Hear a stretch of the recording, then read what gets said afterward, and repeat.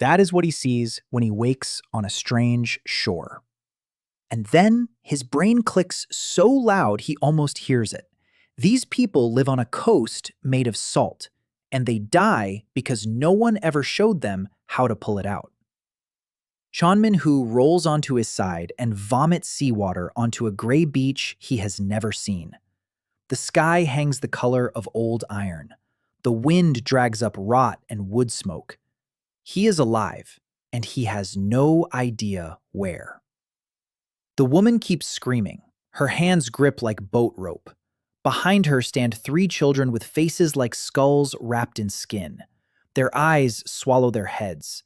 Their bellies swell the wrong way. He saw that shape once, in famine documentaries.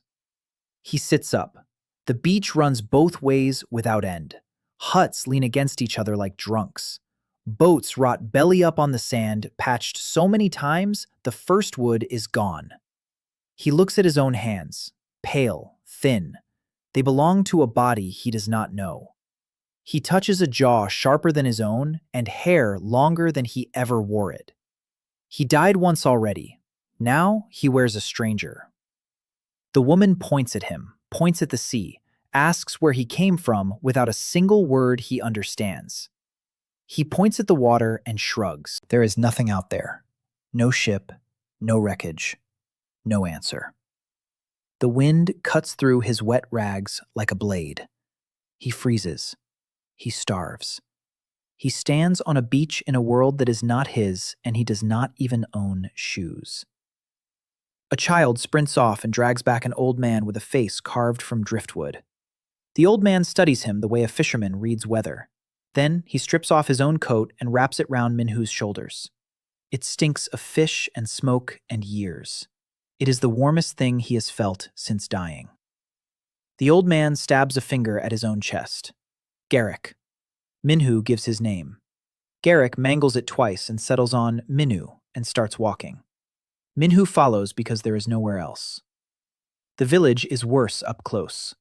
40 huts of salvaged timber and packed mud. Roofs black with rotting seaweed. 150 people. One well. No animals, no gardens.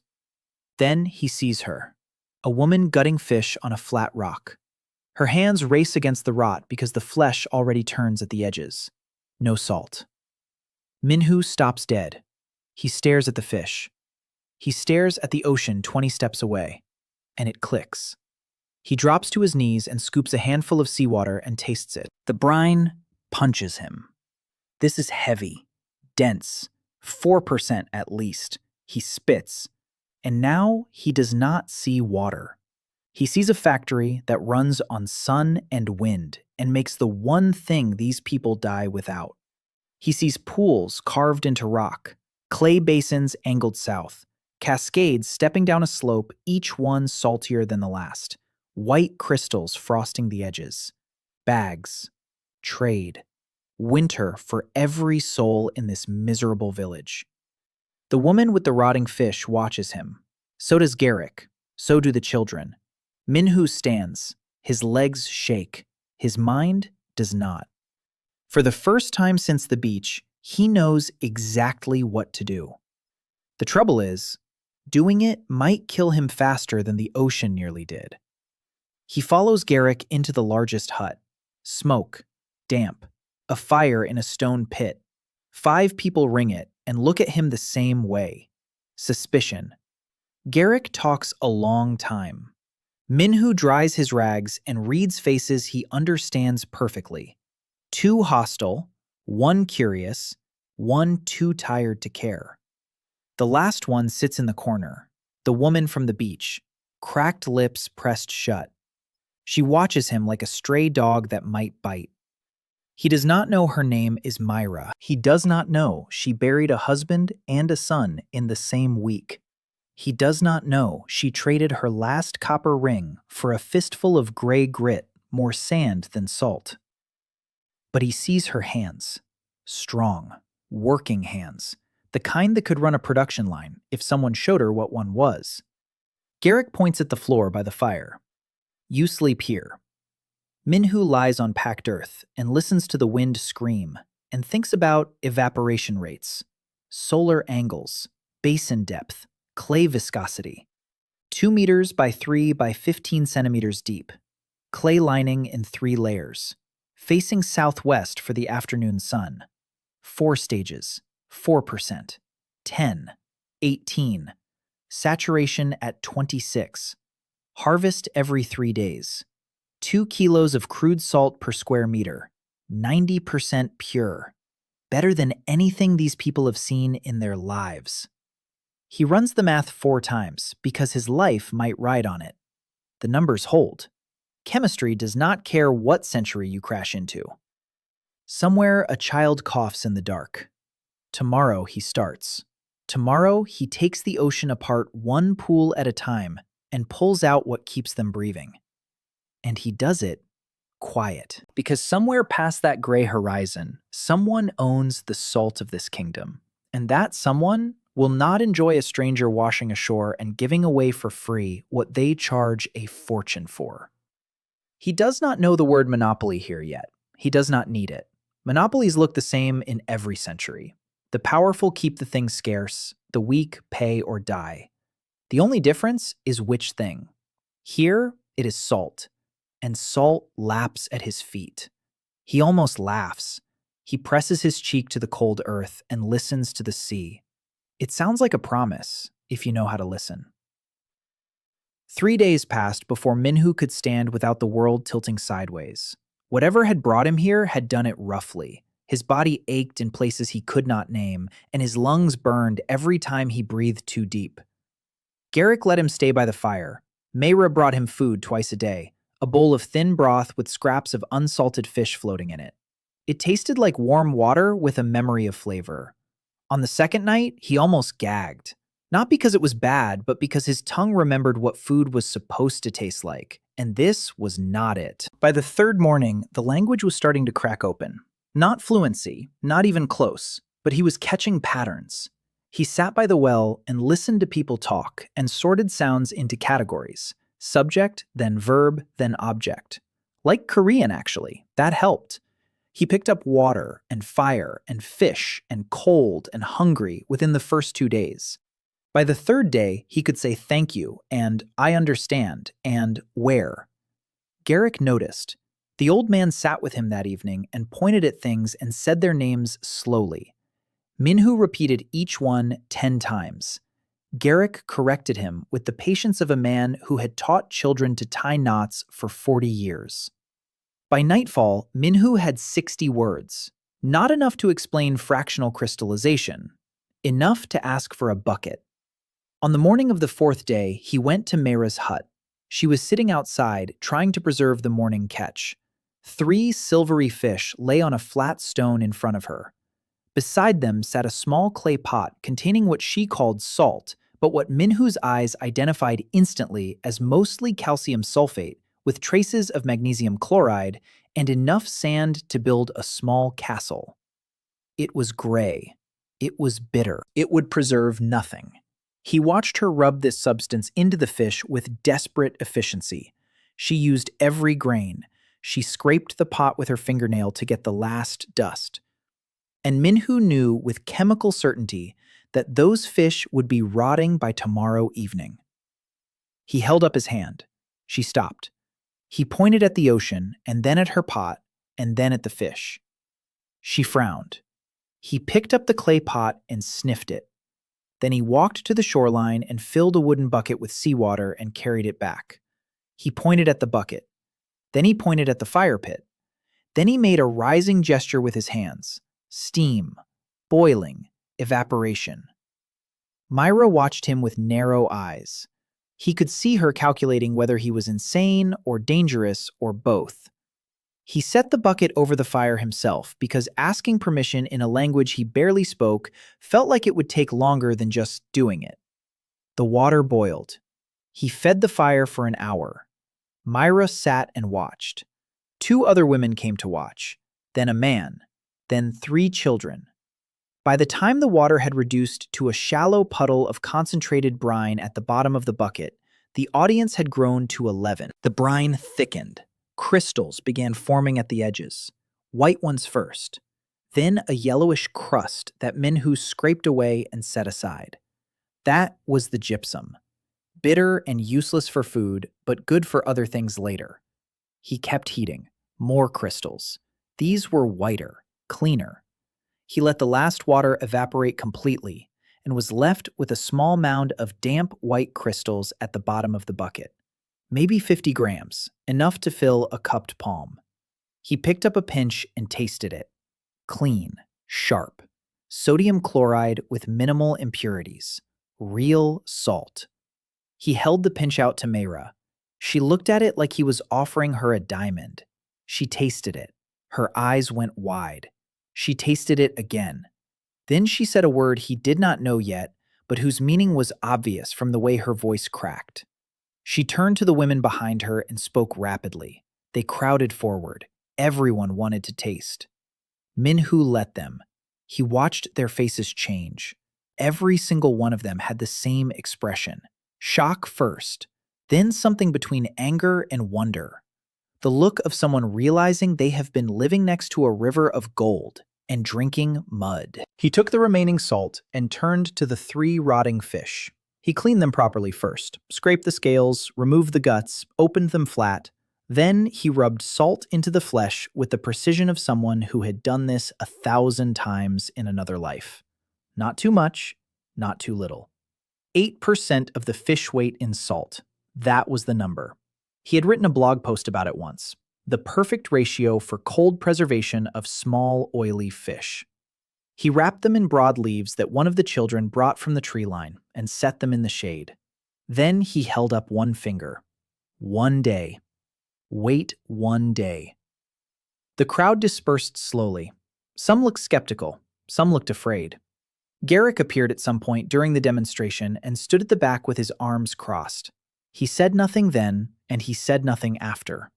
But that evening, he brought Minhu a second blanket. That was his verdict. The next morning, Minhu unwrapped the fish. The flesh was firm, the color was good, the smell was clean and briny. He cut a piece and ate it in front of everyone, because the best way to prove food was safe was to eat it yourself. It was good.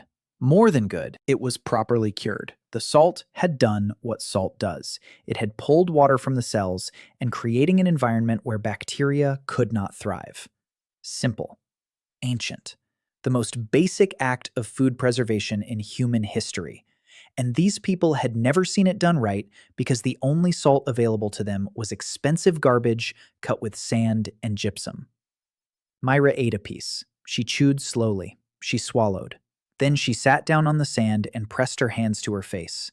She did not make a sound. Her shoulders shook once and then stopped. One of the other women put a hand on her back. Minhu looked away because some things are not for strangers to watch. That evening, 6 women came to Mayra's hut carrying empty buckets. They stood in a line and looked at Minhu. He did not need a translator. He understood. They wanted to learn. He looked at the 6 buckets and the 6 women and the ocean behind them and did a quick calculation. 6 buckets of seawater boiled down would give them maybe 300 grams of salt, enough for a few days of fish preservation for a few families. But boiling was wasteful. It consumed firewood they could not spare and produced tiny amounts. It was the campfire version of what he needed to build. He needed the industrial version. He needed basins. He looked at the overturned fishing boats on the beach.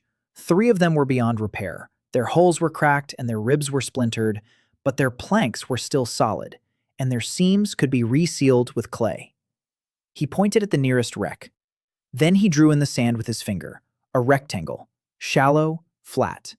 He drew lines showing water flowing in from one side. He drew the sun above it.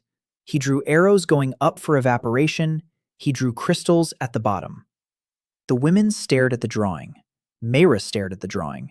Garrett came over and stared at the drawing. Minhu pointed at the boat, then at the drawing, then at the ocean, then at the sky. His meaning was clear even with 50 words of vocabulary. Give me that boat. I will turn it into salt. Garrick rubbed his chin for a long time. Then he called 2 young men over and told them something. They picked up tools. By nightfall, Minhu had his first basin. It was crude. An old boat hull flipped upside down and sawed in half lengthwise to create two shallow troughs. He sealed the cracks with a mixture of clay and ash that he packed in tight and smoothed with wet hands. He positioned both troughs on the south side of a flat rock shelf just above the high tide line.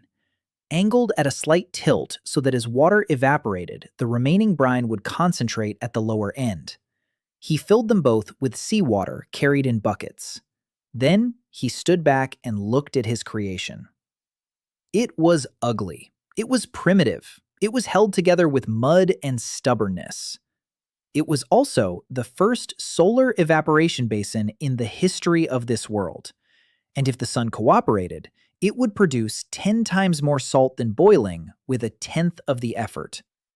Now he needed 3 things: sun, time, and silence. 2 of those he could wait for. The third he would have to fight for.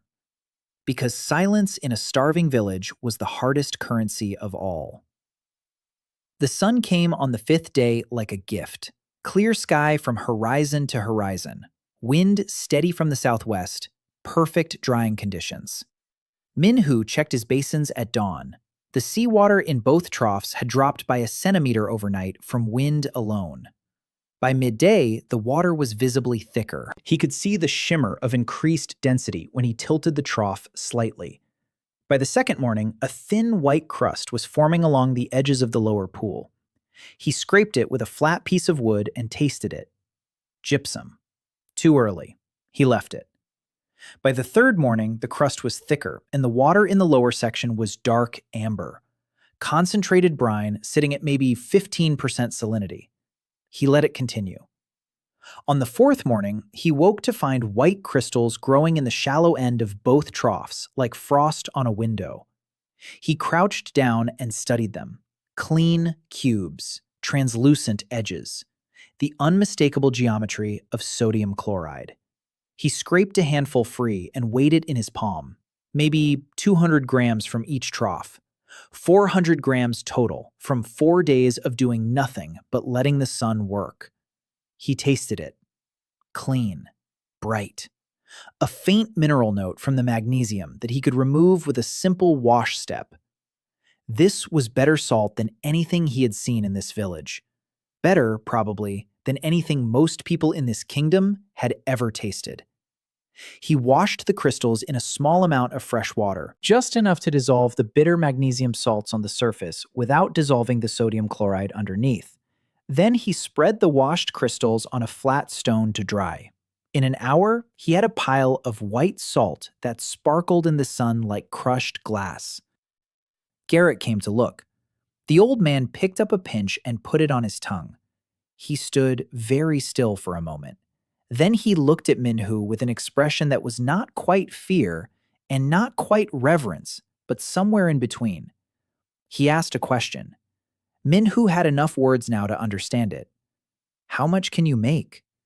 Minhu held up his hands, 10 fingers. Then he pointed at the 2 troughs. Then he held up his hands 5 more times. He was saying 50. 50 basins. Garrick's eyebrows rose. He looked at the beach, at the flat rocks, at the old boats. He was doing his own math. Minhu could see it happening behind those weathered eyes. 50 basins meant roughly 10 kilograms of salt per week in good weather. In a month, that was 40 kilograms, enough to preserve the entire winter catch for the village, enough to have surplus, enough to trade. Garrick said nothing for a long time. Then he walked away and came back with 4 men, young, strong, ready to work. He pointed at Minhu and spoke to them in a tone that left no room for argument. Minhu did not understand every word, but he understood the meaning. Do what he says. That afternoon, they dismantled 2 more wrecked boats. By evening, Minhu had 6 basins. He arranged them in a cascade. The first and largest caught fresh seawater. As it evaporated, the remaining brine overflowed through a notch into the second, smaller basin. Then the third, then the fourth. Each step concentrated the salt further. The 5th and 6th basins at the bottom of the cascade were the harvest pools. By the time brine reached them, it was nearly saturated. Crystals formed fast and thick. It was a crude version of the salt farms he had seen in documentaries about Garand and the Korean West Coast. Those operations used hundreds of pools and centuries of refinement. His used 6 broken boats and 3 days of guesswork. But the principle was identical. The sun did the work. Gravity moved the water. Chemistry sorted the minerals. All he had to do was set up the geometry and wait. The first full harvest from the cascade came 8 days after he built it, 1,400 grams of clean salt. He sorted it into 3 grades by crystal size and purity. The finest, whitest crystals he set aside in a separate container. He called this grade snow. Even thinking in their language now, the medium crystals went into another container, silver. The coarser, darker crystals with more mineral content went into a third, bone.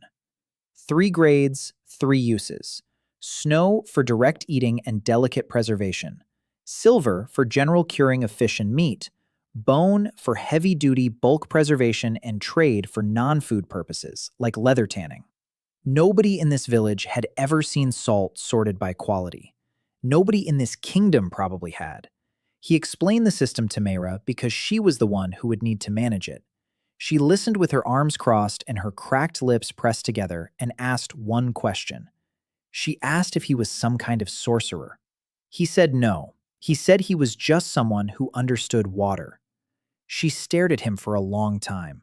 Then she uncrossed her arms and picked up the container of snow and held it up to the light. The crystals caught the sun and scattered it into tiny rainbows. She said something very quietly that he almost missed. She said it was the most beautiful thing she had seen since her son was born.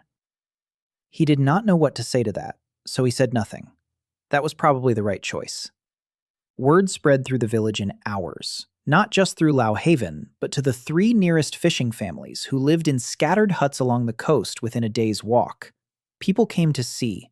Some brought things to trade. A woman brought a basket of dried herbs. A man brought a piece of good rope. Another brought a skinned rabbit. Minhu accepted everything and gave each of them a portion of silver-grade salt and showed them how to use it properly. Measure by weight, not by handful. 8% for fish, 12% for red meat. 6 for vegetables. He scratched these numbers onto a flat piece of slate and gave it to each person who came. A recipe card. The most basic technology transfer in history. Here is the number, use the number. The number works because chemistry does not lie. 3 weeks after his arrival, he had 12 basins producing steadily. The village had more salt than it had seen in a collective decade. Mayra was running the operation now. She had organized the women into shifts. Morning crew filled the basins and checked the cascades. Evening crew harvested crystals and sorted them into the 3 grades. Minhu stepped back and watched and corrected and taught and tried very hard to pretend that his hands were not shaking every time he looked north. Because north was where the lords were. North was where the Solyane Lige controlled every grain of salt in the kingdom. And every day that his little operation grew was another day closer to the moment when someone up there would notice that something down here had changed. Garrick noticed his worry. The old man sat with him one evening by the fire and said something that Minhu now understood well enough to feel it land. He said that the last man who tried to sell cheap anything in these parts was found hanging from the harbor gate in Millhaven with his own merchandise stuffed in his mouth. It was not a threat. It was information. Minhu nodded. He had already been thinking about this. If he was going to survive long enough to make this work, he needed 2 things he did not have: legal cover and allies with names that meant something. For now, all he had was salt, and a village that was starting to look at him like he might not be completely insane after all. That would have to be enough for today. The language broke open for him in the 6th week, like a dam giving way. One morning he woke and realized he was thinking in their words instead of translating from Korean. It was not fluency. He still groped for terms and mangled grammar in ways that made children laugh. But he could argue now. He could explain. He could persuade. And persuasion was going to matter more than chemistry from this point forward. The basins were producing steadily. 22 of them, now arranged in 3 separate cascades hidden in the rocky cove south of the village. Hidden was relative. Anyone walking the shoreline would see them, but the cove was sheltered by a ridge of black rock that blocked the view from the coastal road, and the nearest harbor was a full day's ride north. For now, that was enough. Minhu had a different problem. The salt was accumulating faster than the village could use it. 12 families in Lou Haven consumed maybe 2 kilograms per week for all their preservation needs. The Cascades were producing that in 3 days during good weather. He had surplus. Surplus was simultaneously the best and most dangerous thing he could have. Surplus meant trade. Trade meant exposure. Exposure meant the League. He sat on the rocks above the cove one evening and watched the sun go red over the water and thought about supply chains. In his old life, he had spent 6 years watching chemical processes turn raw materials into products and products into money. The principles were identical here. You need production. He had that. You need quality control. Mayra handled that with a ferocity that would impress any factory floor manager he had ever met. You need packaging. You need distribution. You need a brand. He had none of these. The next morning, he went to the village tanner, an old man named Aldrich with fingers stained permanently brown and a smell that preceded him by 10 paces. Minhu traded a full measure of snow-grade salt for 12 squares of waxed canvas and a pot of sealing wax. He spent 2 days sewing the canvas into uniform bags. Each bag held exactly 1 pound of salt. He weighed them on a balance he built from a straight stick and 2 clay cups and a pile of smooth stones he had calibrated against a known weight. Every bag within 5 grams of every other bag. Consistency. The thing that separates a product from a commodity. Then he melted the wax and carved a stamp from a piece of driftwood. The design was simple, a single drop of water. He pressed the stamp into a circle of wax on each bag's closure. Sealed, branded, standardized. 12 identical bags of silver-grade salt sitting in a row on Mayra's table. She looked at them and then at him. She asked why they all had to be the same. He explained that a buyer who opens 1 bag and trusts what is inside will buy 10 more without opening them, but only if every bag is identical. She thought about that for a moment. Then she nodded once. That nod was worth more than any business school lecture he had ever sat through. Now he needed a seller. He could not go himself. He did not know the roads. He did not know the markets. He did not know which merchants were connected to the League and which were independent. One wrong sale and the trail would lead straight back to this cove. Garrick solved this problem without being asked. One evening, a man arrived in the village on a tired horse, thin and weathered, with a merchant's quick eyes and a scar across his left cheek that said his life had not always been about commerce. His name was Brannick. He was a traveling trader who worked the coastal route between the fishing villages and the inland market towns. He owed Garrick a favor from years back, something about a storm and a boat and a debt. Garrick had called it in. Brannick sat across from Minhu in the elder's hut and looked at the 12 bags on the table. He opened one, poured a pinch into his palm, tasted it. His eyes went still the same way everyone's eyes went still when they tasted clean salt for the first time. He asked where it came from. Minhu said the sea. Brannick said he was not stupid and asked again. Minhu said the sea gives it to him when he asks politely. Brannick almost smiled. Then he asked the real question. He asked how much Minhu wanted per bag. Minhu had thought about this for days. The League's price for a pound of salt was 8 silver marks. That was the official rate. On the black market in desperate months, it went higher. 12 marks. 15. He told Brannick to sell each bag for 3 marks. Brannick stared at him. He asked Minhu to repeat the number. Minhu repeated it. 3 marks per pound. Brannick said that was less than half the League's price and that anyone selling at that rate would draw attention like a bonfire in a dark field. Minhu said he knew. He said that was the point.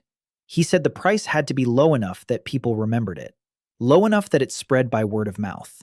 Low enough that once someone bought the drop, they would never go back to League salt.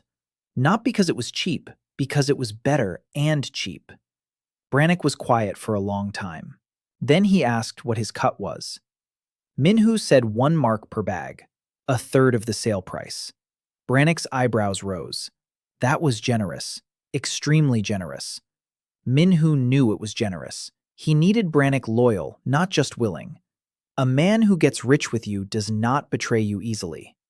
They agreed. Brannick took the 12 bags on his horse the next morning. He would ride to the market fair at Shoalhaven 3 days east and sell them there among his regular goods. Mixed in, quiet, just another product on a trader's cart. He would use no name, he would answer no questions about origin.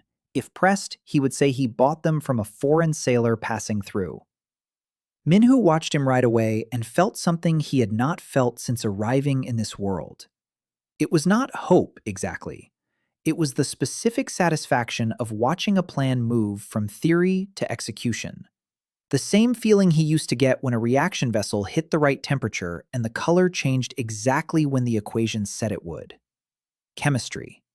Whether you were mixing reagents or mixing commerce, the underlying logic was the same. Inputs, process, output. Control your variables, and the result is predictable. He turned back to the village. There was work to do. He needed more basins. He needed a better clay source for lining. He needed to solve the rain problem because the wet season was coming, and one heavy downpour could dilute a week's worth of concentration in an hour. He needed covers. Frames of driftwood with waxed canvas stretched over them that could be deployed quickly when clouds rolled in. He needed storage. A dry place off the ground where finished salt could sit for weeks without absorbing moisture. He needed Mera to train more women, because the current crew was working from dawn to dusk, and exhaustion was the enemy of quality. He needed all of this, and he had no money, and no authority, and no title. All he had was salt. So he paid for everything in salt. He paid the carpenter in salt to build storage shelves. He paid the tanner in salt for more canvas. He paid the young men who dug clay from the riverbed in salt. Salt became currency in Lowhaven before anyone decided it should. It just happened. Because when the thing you make is the thing everyone needs, then the thing you make is money. Garrick watched all of this with the expression of a man who has lived long enough to recognize a tide changing. One evening, he sat beside Minhu and said something that landed hard. He said that what Minhu was building was good. He said the village was stronger than it had been in 20 years. Then he said that the last time Lowhaven had something good, a man came from the north with soldiers and took it away and left them with nothing. He said he hoped Minhu had a plan for that. Minhu looked at the fire. He said he was working on it. That was not entirely true. He had the shape of a plan. He needed the missing piece. And the missing piece arrived 11 days later on a gray morning when the rain was falling sideways, and a small figure appeared on the coastal road, carrying a leather satchel too large for her body and wearing spectacles made of polished quartz that were completely fogged from the weather. Her name was Sora Lee, and she was running from people who killed her teacher for asking the wrong questions about history. She came into the village soaked and shivering and asked for shelter in a voice that kept breaking between formal courtesy and raw exhaustion. Garrett gave her the same thing he had given Minhu, a place by the fire and a bowl of broth. She ate like someone who had not seen food in days. Minhu watched her from across the hut. She was small, thin in a way that suggested weeks of bad roads and worse meals. Her spectacles were an oddity in this world. 2 discs of polished quartz set in a wire frame that she adjusted constantly with ink-stained fingers. The satchel she carried was stuffed with documents, scrolls and bound pages and loose sheets covered in handwriting that was not her own. She clutched it like a mother clutching a child. Garrick asked her where she came from. She said the capital. He asked what she was doing this far west. She hesitated. Minhu saw the calculation in her eyes, the weighing of risk against necessity. Then she said she was a library apprentice, and that she had left the royal archives under circumstances that made it unwise for her to return. That was a careful way of saying she had stolen documents and fled. Garrick understood this. He did not press. He gave her a blanket and pointed at a corner and told her to sleep. She was asleep in seconds. In the morning, Minhu brought her a piece of salted fish and a cup of fresh water. She ate the fish and stopped chewing halfway through. She looked at it. Then she looked at him. Then she asked where this salt came from, because it tasted nothing like anything she had encountered in 6 years of living in the capital, where the League supplied the royal household directly. Minhu said he made it. She put down the fish and stared at him with an expression that he would come to know well. It was the expression of someone whose mind had just made a connection so fast that her mouth could not keep up. She asked how. He said, from the sea. She said that was impossible because maritime salt extraction had been declared a capital crime under the monopoly statutes of King Aldrin III 42 years ago. Anyone found producing salt outside the League's licensed mines faced execution. Minhu went very still. He had known the salt trade was controlled. He had known it was dangerous. He had not known it was a capital crime. There was a difference between expecting trouble and learning that what you have been doing for 6 weeks carries an automatic death sentence. Sora saw his face change. She asked how long he had been doing this. He said 6 weeks. She asked how much he had produced. He said enough to supply the village and send 12 bags to market. She closed her eyes for a moment. When she opened them, they were sharp and focused, and every trace of the exhausted refugee was gone. She said they needed to talk. They walked to the cove.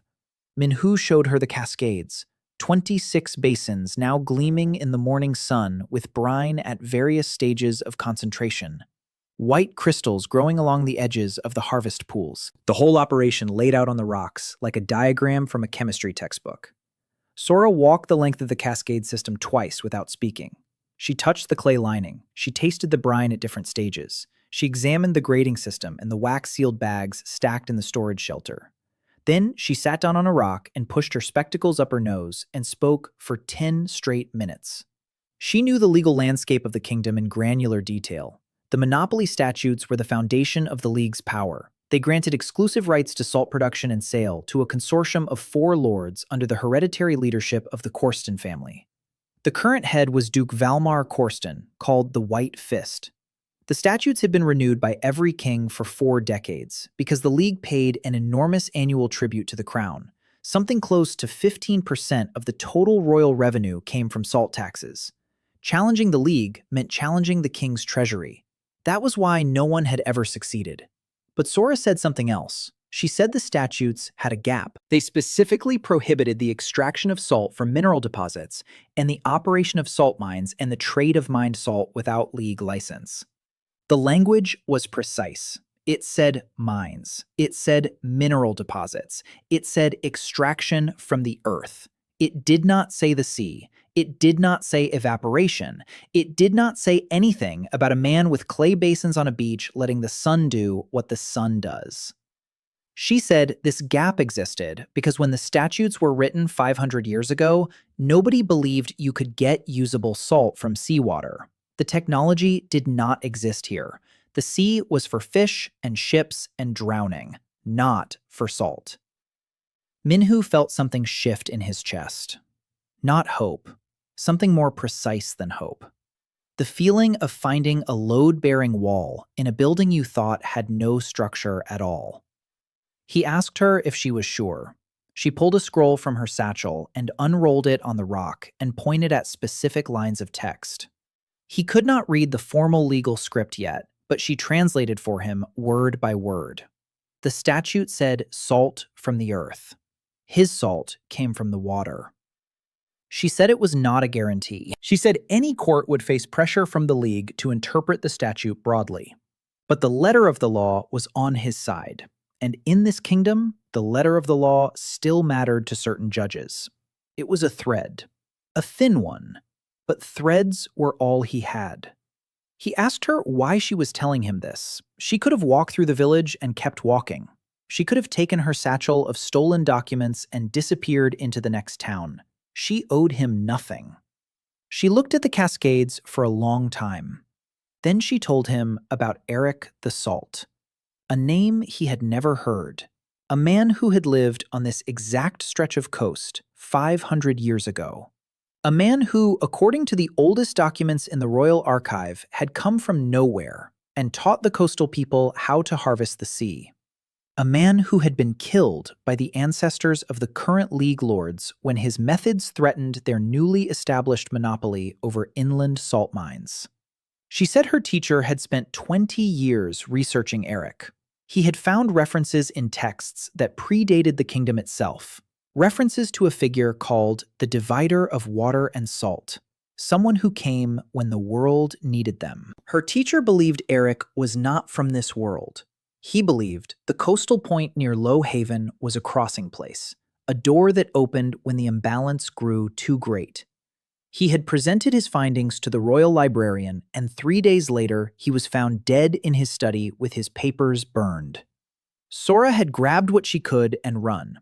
That was 2 months ago. She had been walking ever since, walking toward the coast, toward the place her teacher had marked on an old map with a note in faded ink. Here comes the one who divides water and salt. Minhu sat on the rock and looked at the ocean and felt the ground shift under him in a way that had nothing to do with waves. He was not the first. Someone had stood on this exact beach and seen the same thing he saw. An ocean of salt and a people dying of want beside it. And that someone had been murdered for solving the problem. He asked Sora what happened to Eric's methods after he died. She said they were erased. Every basin was destroyed. Every person who had learned his techniques was scattered or silenced. Within a generation, the knowledge was gone. The League made sure of it. 500 years of salt monopoly built on the grave of one man who tried to give it away for free. Minhu stood up. He looked at his basins. He looked at his hands. He looked at Sora with her fogged spectacles and her satchel of dangerous knowledge and her fierce, precise mind. He asked if she would stay. She asked what he needed. He said he needed someone who knew the law and the history and the map of power in this kingdom, because he was going to break the League's monopoly, and he would very much prefer to do it without ending up like Eric. She pushed her spectacles up her nose and almost smiled. She said she had nowhere else to go, and that his salt was the best thing she had tasted in 2 years, and that those two facts should not be considered in equal weight, but she was listing them anyway. That evening, Minhu sat by the fire with Garrick and Mayra and Sora, and for the first time laid out the full shape of what he intended. Not just basins, not just salt for one village. A network, a brand, a price so low that the League's monopoly would crack under its own weight. Garrick listened and said nothing. Mayra listened and asked how many people would die for this. Sora listened and said the legal gap in the statutes gave them a chance, but only if they moved carefully, and only if they found allies with titles before the League found them without any.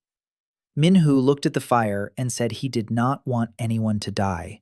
He said he wanted to make salt so cheap that fighting over it became absurd. He said the best way to kill a monopoly was not to attack it, but to make it irrelevant. Garrick grunted. That was the closest thing to approval he ever gave. Outside the hut, the ocean kept doing what it always did, giving away its salt for free to anyone patient enough to ask. Brannick came back on the 14th day with an empty cart and a full purse, and a look on his face like a man who had just seen a fish walk on land. The 12 bags had sold in 2 hours at the Shoalhaven Fair. He had not even needed to pitch them. He opened one bag for a cheese merchant who was complaining about League prices and let the man taste it. The merchant bought all 12 on the spot. 3 marks each, 36 marks total. 12 for Brannick, 24 for Minhu. Brannick set the coins on the table in Garrick's hut and said he could sell 50 bags next week if Minhu had them. Minhu said he would have them. Then Brannick said something else. He said the cheese merchant had asked questions. Where does this come from? Who makes it? Why is it so clean? Brannick had followed the script. Foreign sailor, passing through, one-time supply. The merchant had nodded and smiled and not believed a single word. Brannick said the merchant's name was Howell, and that Howell supplied 3 towns with dairy and had been paying league prices for salt his entire career, and hated it with a hatred that bordered on religious conviction. Brannick said Howell wanted to meet the source. Minhu said no, not yet. Not until he had more production and more legal ground, and more distance between himself and the word execution. Brannick accepted this and left with instructions to hit a different market next time. Never the same town twice in a row. Rotate the route. Spread the product thin across a wide area so no single spike in supply would register as unusual. Brannick nodded. He understood smuggling logic, even if the product was not technically illegal. The distinction between technically legal and practically safe was one that Minhu was learning to navigate daily. Sora was helping. She had set up what she called a legal architecture in the corner of Myra's hut. Scrolls pinned to the wall with fish bones, notes in her cramped handwriting covering every surface. She was building the case. If they were ever challenged, she needed to demonstrate 3 things. First, that the salt came from seawater, not from the earth. Second, that the production site was not a mine by any statutory definition. Third, that the monopoly statutes as written did not grant the League jurisdiction over oceanic resources. The third point was the weakest. The statutes were vague on oceanic rights because nobody had considered them relevant. Sora said this vagueness could cut both ways.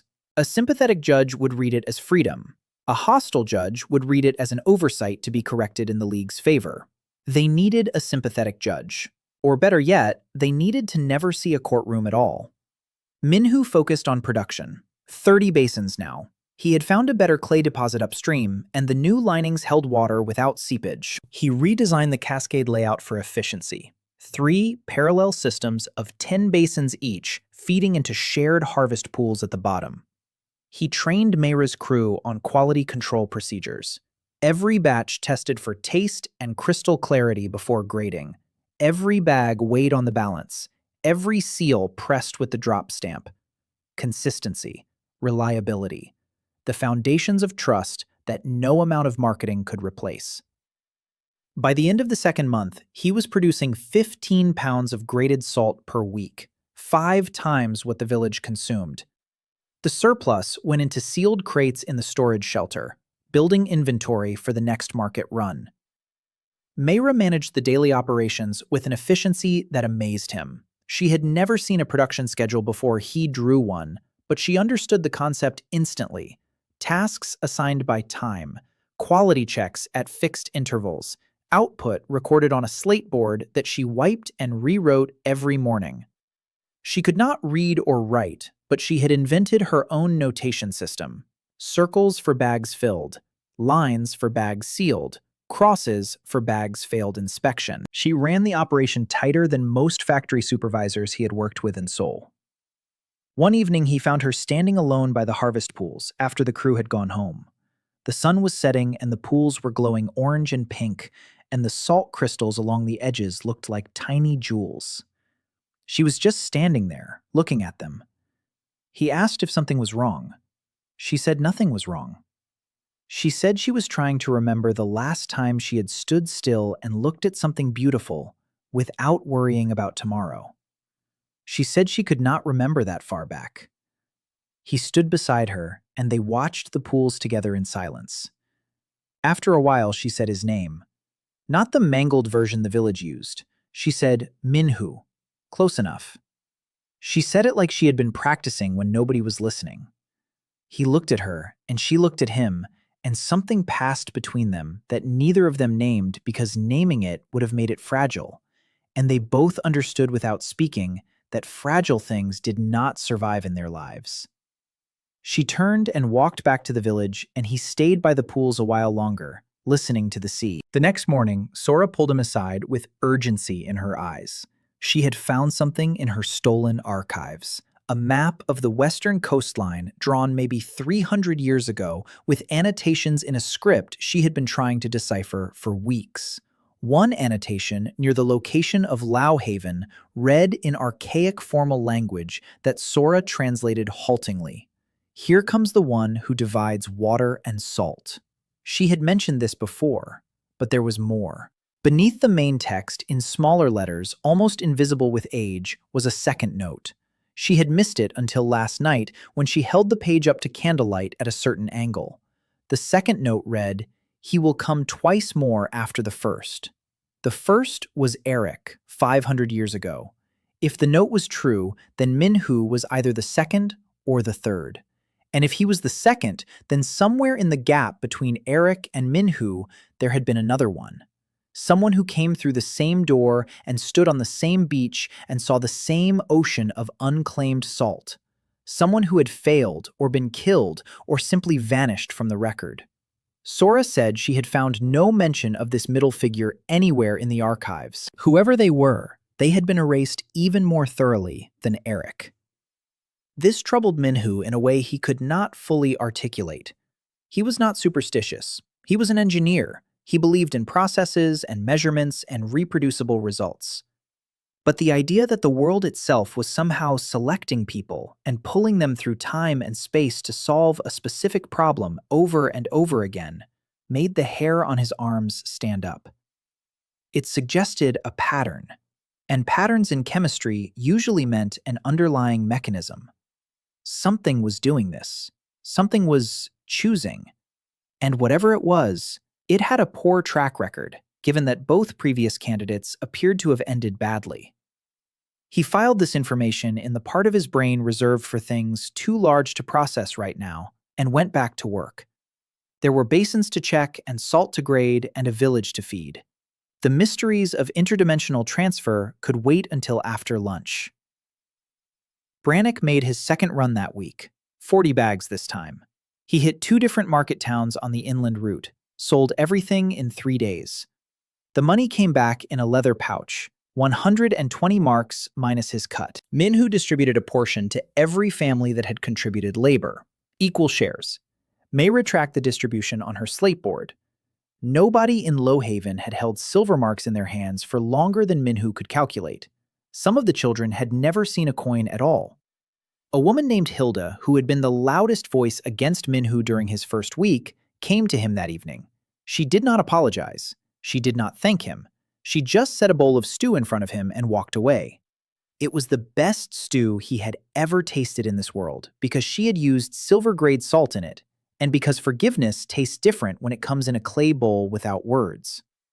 She arrived on horseback in a man's riding coat with her red hair tied back, and her jaw set like someone expecting a fight.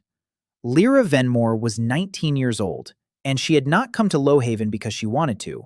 She had come because she had no choices left.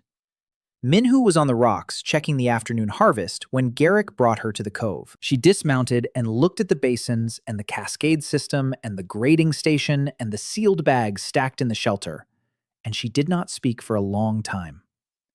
Then she looked at Minhu and asked if he was the one they were calling the Salt Ghost. Minhu said he did not know anyone was calling him anything. She almost smiled. It did not quite reach her eyes. She said 3 marks per pound of salt was either the price of a genius or the price of a dead man, and she wanted to know which before she made her offer. Her offer was this. Her father, Baron Venmore, held the title to the coastal lands south of Lowhaven, including the cove where Minhu had built his cascades. Technically, Minhu had been trespassing on baronial land for 2 months. The Baron was in no position to enforce anything because the Baron was drowning in debt to the League. He had borrowed against his lands to fund a shipping venture that failed, and now owed Duke Valmar Corsten a sum that grew larger with every passing season. The League had offered to forgive the debt in exchange for the barony itself. Lyra's father was considering it because he saw no alternative. Lyra saw one. She said if Minhu could produce enough salt to generate income from her family's coastal lands, then the debt could be repaid in hard currency instead of surrendered territory. In exchange, she would grant legal use of the cove and the surrounding shoreline for salt production. Her title would serve as the legal shield between Minhu and anyone who questioned his right to operate there. Her name on a contract meant baronial sanction, not royal approval, but enough to slow down any legal challenge significantly. Minhu studied her while she talked. She was young but not naive. Her eyes moved constantly, assessing everything: the quality of the salt, the efficiency of the operation, the number of workers, the storage capacity. She was doing the same math he did when he evaluated a production line: throughput, bottlenecks, margins. He asked what she wanted in return. She said 20% of all revenue from salt produced on Venmore lands. He said 15. She said that was insulting, given that she was providing the legal framework without which his entire operation was a capital crime. He said 15% of a growing operation was worth more than 20% of one that got shut down, because they could not reinvest. She paused. That was the moment he knew she was smart enough to be a real partner. Stupid people argued about the number. Smart people argued about the structure. They settled on 15%, with a clause that rose to 18% after the first year, if production targets were met. Sora drew up the contract on a piece of good parchment that Lyra had brought in her saddlebag. She had come prepared. The contract was in proper legal form, with witnesses and seals. 2 copies, one for each party. Minhu added one clause that made Lyra stop reading and look at him. The clause stated that the 15% share was Lyra's personal property and could not be transferred, claimed, or seized by any spouse, guardian, or creditor of her father. It was hers, not the Venmore estate's, not her future husband's. Hers. She read the clause 3 times. Then she looked at Minhu, and for the first time, her expression was not calculation or assessment. It was something he had seen before, on the faces of people in the village when they tasted clean salt. Recognition. The recognition that someone had just given them something they had not dared to ask for. She signed the contract without further negotiation. The partnership changed everything. Within a week, Minhu had expanded the operation from the hidden cove to a full half-mile of shoreline that was now legally designated as a sand-washing facility on the baronial register. Sand-washing. That was the cover story Sora had devised. The basins were for cleaning construction sand. The white substance was a byproduct of the washing process. It was absurd, but it was technically not a lie, since the process did wash sand out of seawater, and the legal definition of sand washing was vague enough to encompass almost anything that happened on a beach. Lyra handled the bureaucratic filings herself. She rode to the regional magistrate in Millhaven and registered the facility in person. The magistrate was an old man named Haddon, who had held his post for 30 years and cared more about proper paperwork than about what actually happened in distant coves. He stamped the registration and filed it, and that was that. They had a paper trail now, a legal existence. Still fragile, still vulnerable to anyone who looked too closely, but better than nothing, better than a death sentence in plain sight. The expansion was rapid, 40 basins by the end of the 3rd month, then 50. Minhu designed a new generation of basins using flat stones instead of boat hulls lined with a double layer of compacted clay that held water better and lasted longer. He trained a second crew of workers from the neighboring hamlet of Dryshore, 8 more women and 4 men who walked the coast path every morning to reach the production site. Mayra managed both crews. She had developed a system of hand signals for communicating across the Cascade Field when the wind made shouting useless. 3 fingers up meant the brine was ready to transfer. A flat palm meant hold. A fist meant stop everything and check for contamination. She ran the field like a general. Production hit 25 pounds per week. Brannick was making runs every 10 days now to different markets along a widening circuit. He had recruited a second trader named Call, who covered the southern route. Between them, the drop was reaching 6 market towns. Word was spreading. Not fast, not loud, but steadily. Like salt dissolving in water. Invisible until you taste it. Lyra brought something else that Minhu had not expected. Information. As the daughter of a baron, she had access to the minor nobility's gossip network. A web of letters and visits and whispered conversations at regional gatherings. She told Minhu which lords were loyal to the League and which resented it. She told him which merchants had been fined or threatened for buying non-League salt in years past. She told him that two barons on the northern coast had recently refused to pay the League's increased prices for military salt requisitions and had been threatened with seizure of their fishing rights. Resentment was building. The League's price increases to fund the war had pushed even its allies toward the breaking point. The kingdom needed salt for the army. The League was profiting from that need. And the people caught between army and monopoly were the ones who starved. Minhu listened to all of this and built a map in his head. Not a map of geography, a map of pressure. Where was the system stressed? Where were the cracks? Where could a small force applied at the right point bring down something that looked unbreakable? He had done this kind of analysis before. In chemical engineering, it was called failure mode analysis. You studied a system not to understand how it worked, but to understand how it broke. Every system broke somewhere. The League's breakpoint was price. As long as they were the only source, they could charge anything. The moment an alternative existed, their entire structure depended on one thing: the ability to destroy that alternative before it reached critical mass. Minhu intended to reach critical mass before they could find him. It was a race. He just hoped the League did not know it had started yet. The first crisis came on a Tuesday in the 4th month, when Minhu was elbow-deep in a brine pool adjusting the overflow notch, and a boy came running from the village screaming that riders were on the coastal road.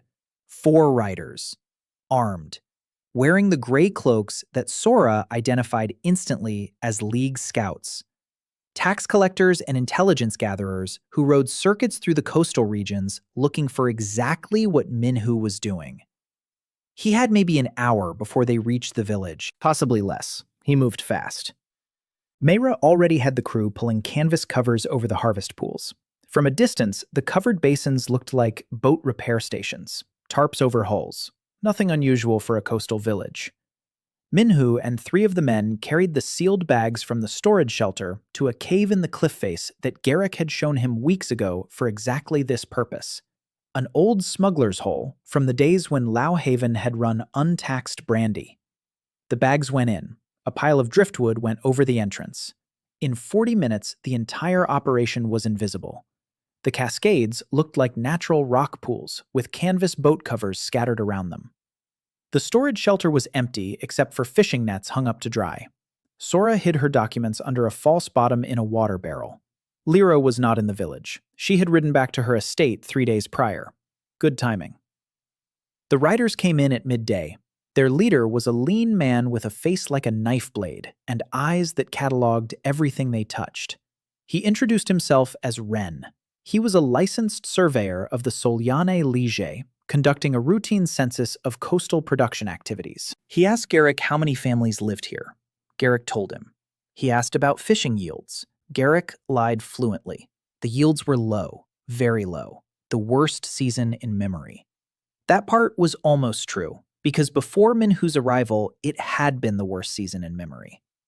Rin looked around the village with those knife blade eyes. He looked at the huts, he looked at the boats, he looked at the beach, he looked at the children who were thinner than they should be, but not as thin as they had been 2 months ago. Minhu stayed in Mayra's hut during the entire visit. Sora had told him to stay out of sight because a stranger in a fishing village would attract questions, and his accent would attract more. He sat in the dark and listened to his own heartbeat and calculated how many days of production he would lose if they had to keep the basins covered. Ren asked about salt. Of course he asked about salt. He asked where the village obtained its preserving salt. Garrick said the same as every year. They bought scraps from the inland markets when they could afford it. He said most winters they could not. Ren nodded.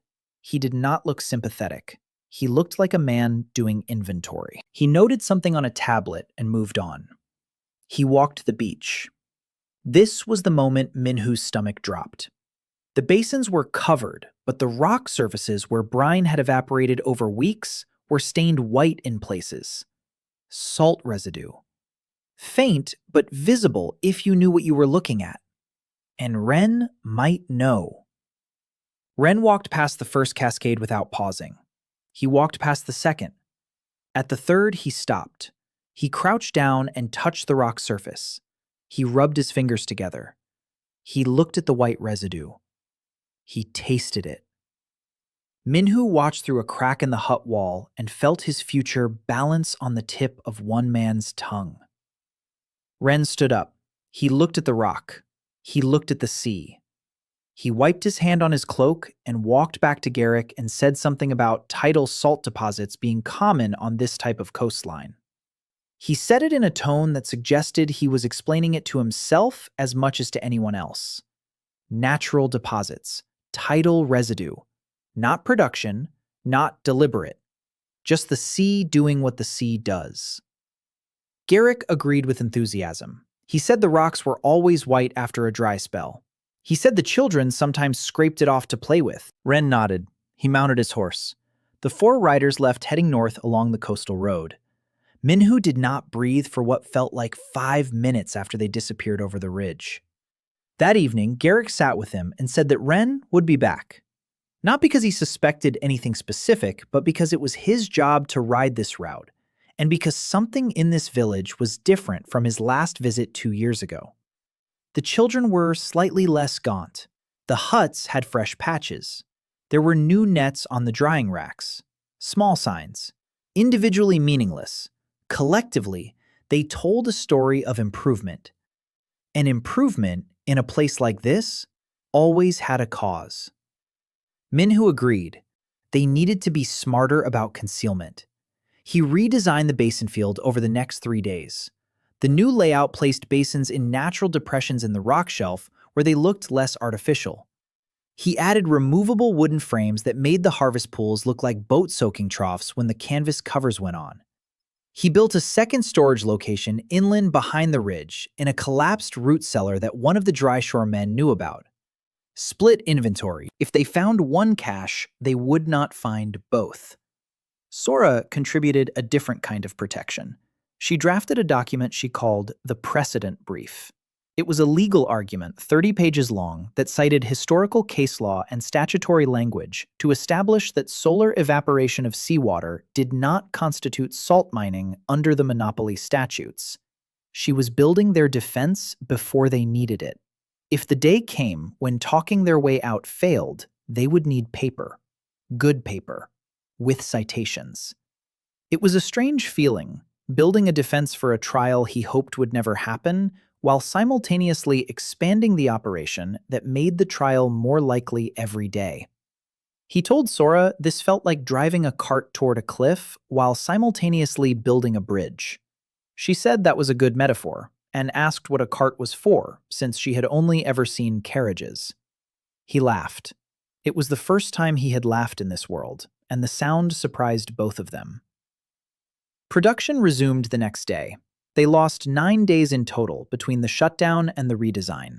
9 days of lost output in a season where every day of sun mattered.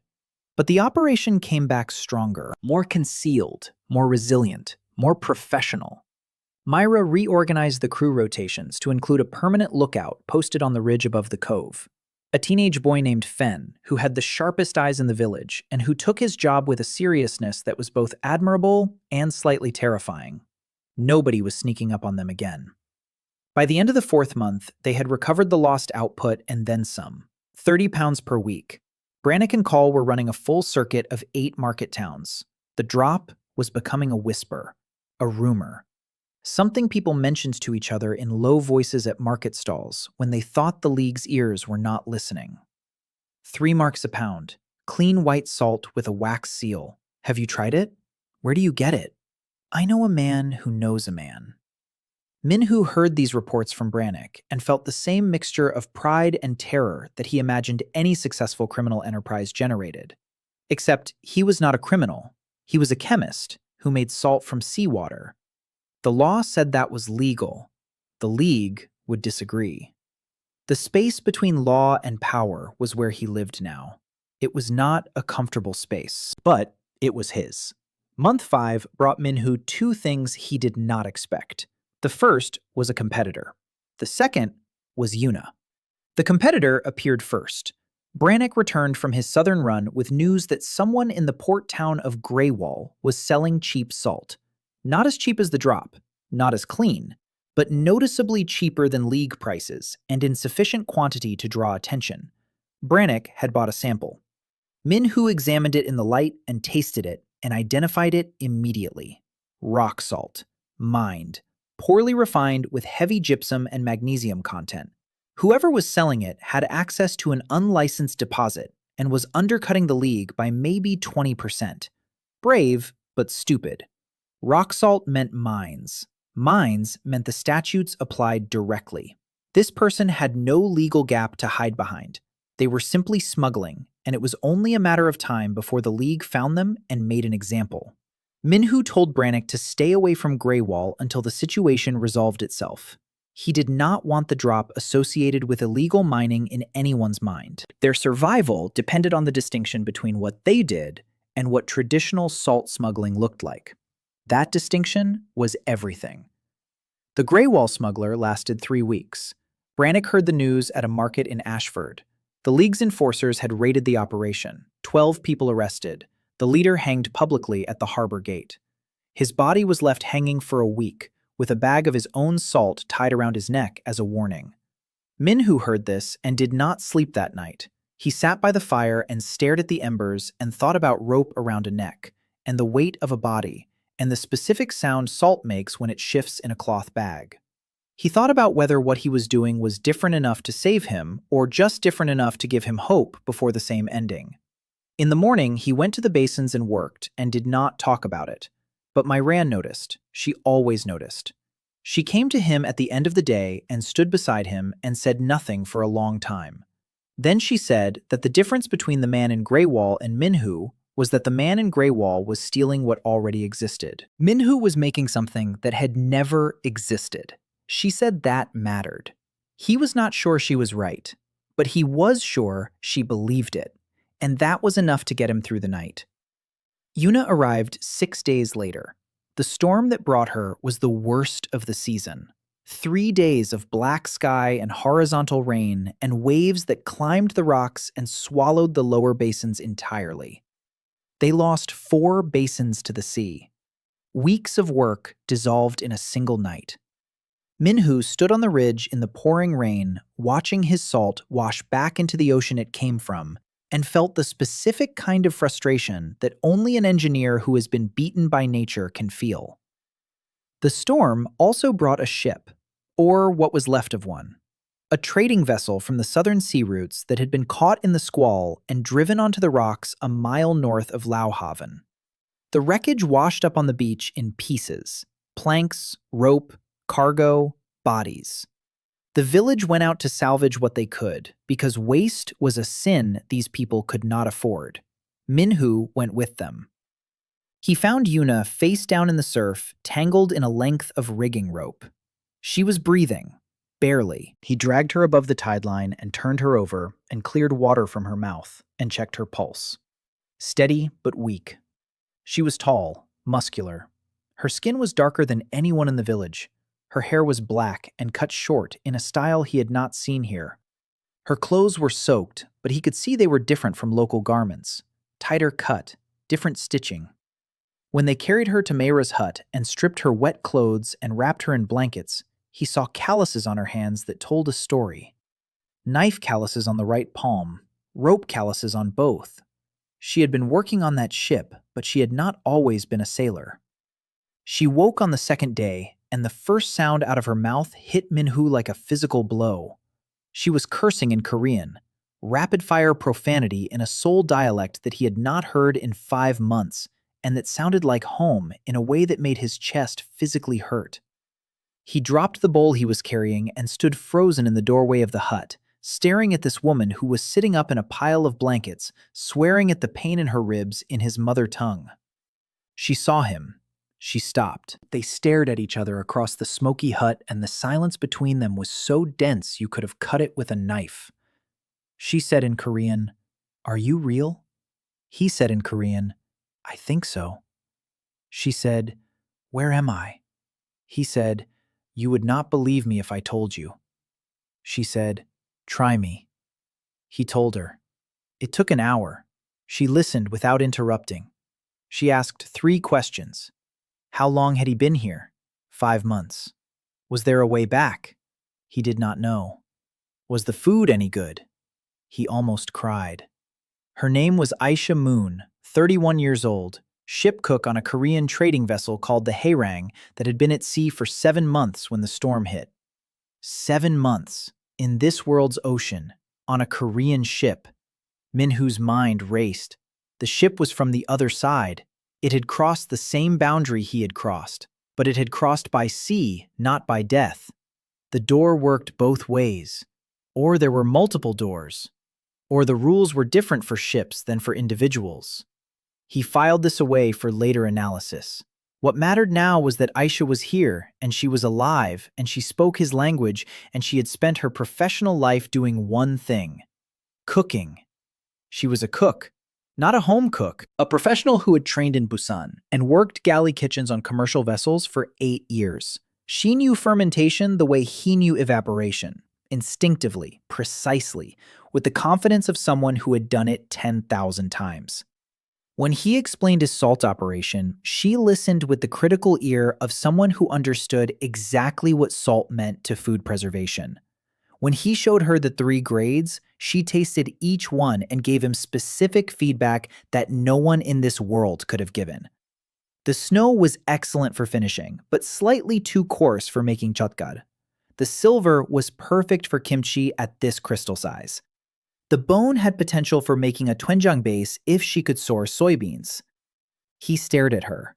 She stared at the salt. Then they both started talking at the same time in Korean about fermentation ratios, and neither of them stopped for 2 hours. Mayra watched from the corner with an expression that Minhu could not quite read. Later that night, he told Mayra that Aisha was from the same place he was from. Mayra said she had guessed that from the way they spoke to each other. She said it sounded like 2 rivers meeting after a long time apart. She said it gently, but her eyes were careful. Minhu heard what she was not saying. He said that Aisha was a colleague and a piece of home, and that both of those things mattered, but neither of them changed anything. Mayra looked at him for a long time. Then she nodded once and went to check the basins. She always checked the basins when she needed to think. Aisha changed everything without trying to. Within 2 weeks, she had taken over the kitchen in Mayra's hut and turned it into something none of them had a word for, because the word restaurant did not exist here yet. She started with what she had: fish, salt, seaweed, wild garlic from the tree line, clay pots from the village potter. She made salted fish paste on the 3rd day. Not the refined version from her professional kitchen, but a rough first batch using silver-grade salt and the small oily fish that the village caught in abundance and could not sell fast enough before they spoiled. She packed the fish in salt in a sealed clay pot and set it in a warm corner and told everyone not to touch it for 2 weeks. On the 14th day, she opened the pot, and the smell that came out made 3 people leave the hut immediately. But Aisha just smiled and stirred the brown liquid that had collected at the bottom and tasted it and adjusted the salt ratio and sealed it again. 3 weeks later, she had fish sauce. Real fish sauce. The kind that turned bland food into something that made people close their eyes when they ate it. She added it to the evening broth and served it without explanation. Garrick took 1 sip and set down his bowl and looked at Minhu and said, "What did you do to the soup?" Minhu pointed at Aisha. Aisha just shrugged and ladled more. The village had never tasted umami. They did not have a word for it. But they knew something fundamental had shifted in their food, and they wanted more. The fish sauce was the first product. The second was kimchi. This was harder. Aisha needed vegetables, and the village had almost none. But Lyra solved this unexpectedly. Her estate had a kitchen garden that was producing far more cabbage and radish than the household could use, because the household staff had shrunk to 3 people as the family's finances collapsed. Lyra sent a cart of vegetables to Lauhaven, and Aisha went to work. She salted the cabbage with snow-grade salt at a precise concentration. She made a paste from wild garlic and dried peppers that Brannick sourced from an inland spice trader. She packed the mixture into clay pots and sealed them with wax. 2 weeks later, she cracked the first pot open, and the smell that came out was different from the fish sauce. Sharp, sour, alive. She scooped a portion onto a piece of flatbread and gave it to Garrick. The old man chewed slowly. His eyes went wide. He chewed some more. He swallowed. Then he pointed at the pot and said a single word that Minhu translated roughly as, again. Aisha made 30 pots of kimchi in the first batch. They were gone in a week. Not consumed entirely by the village, but traded.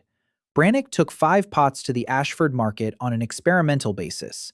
He sold them all to a tavern keeper who tasted 1 spoonful and bought the entire lot for his establishment. The tavern keeper asked what it was called.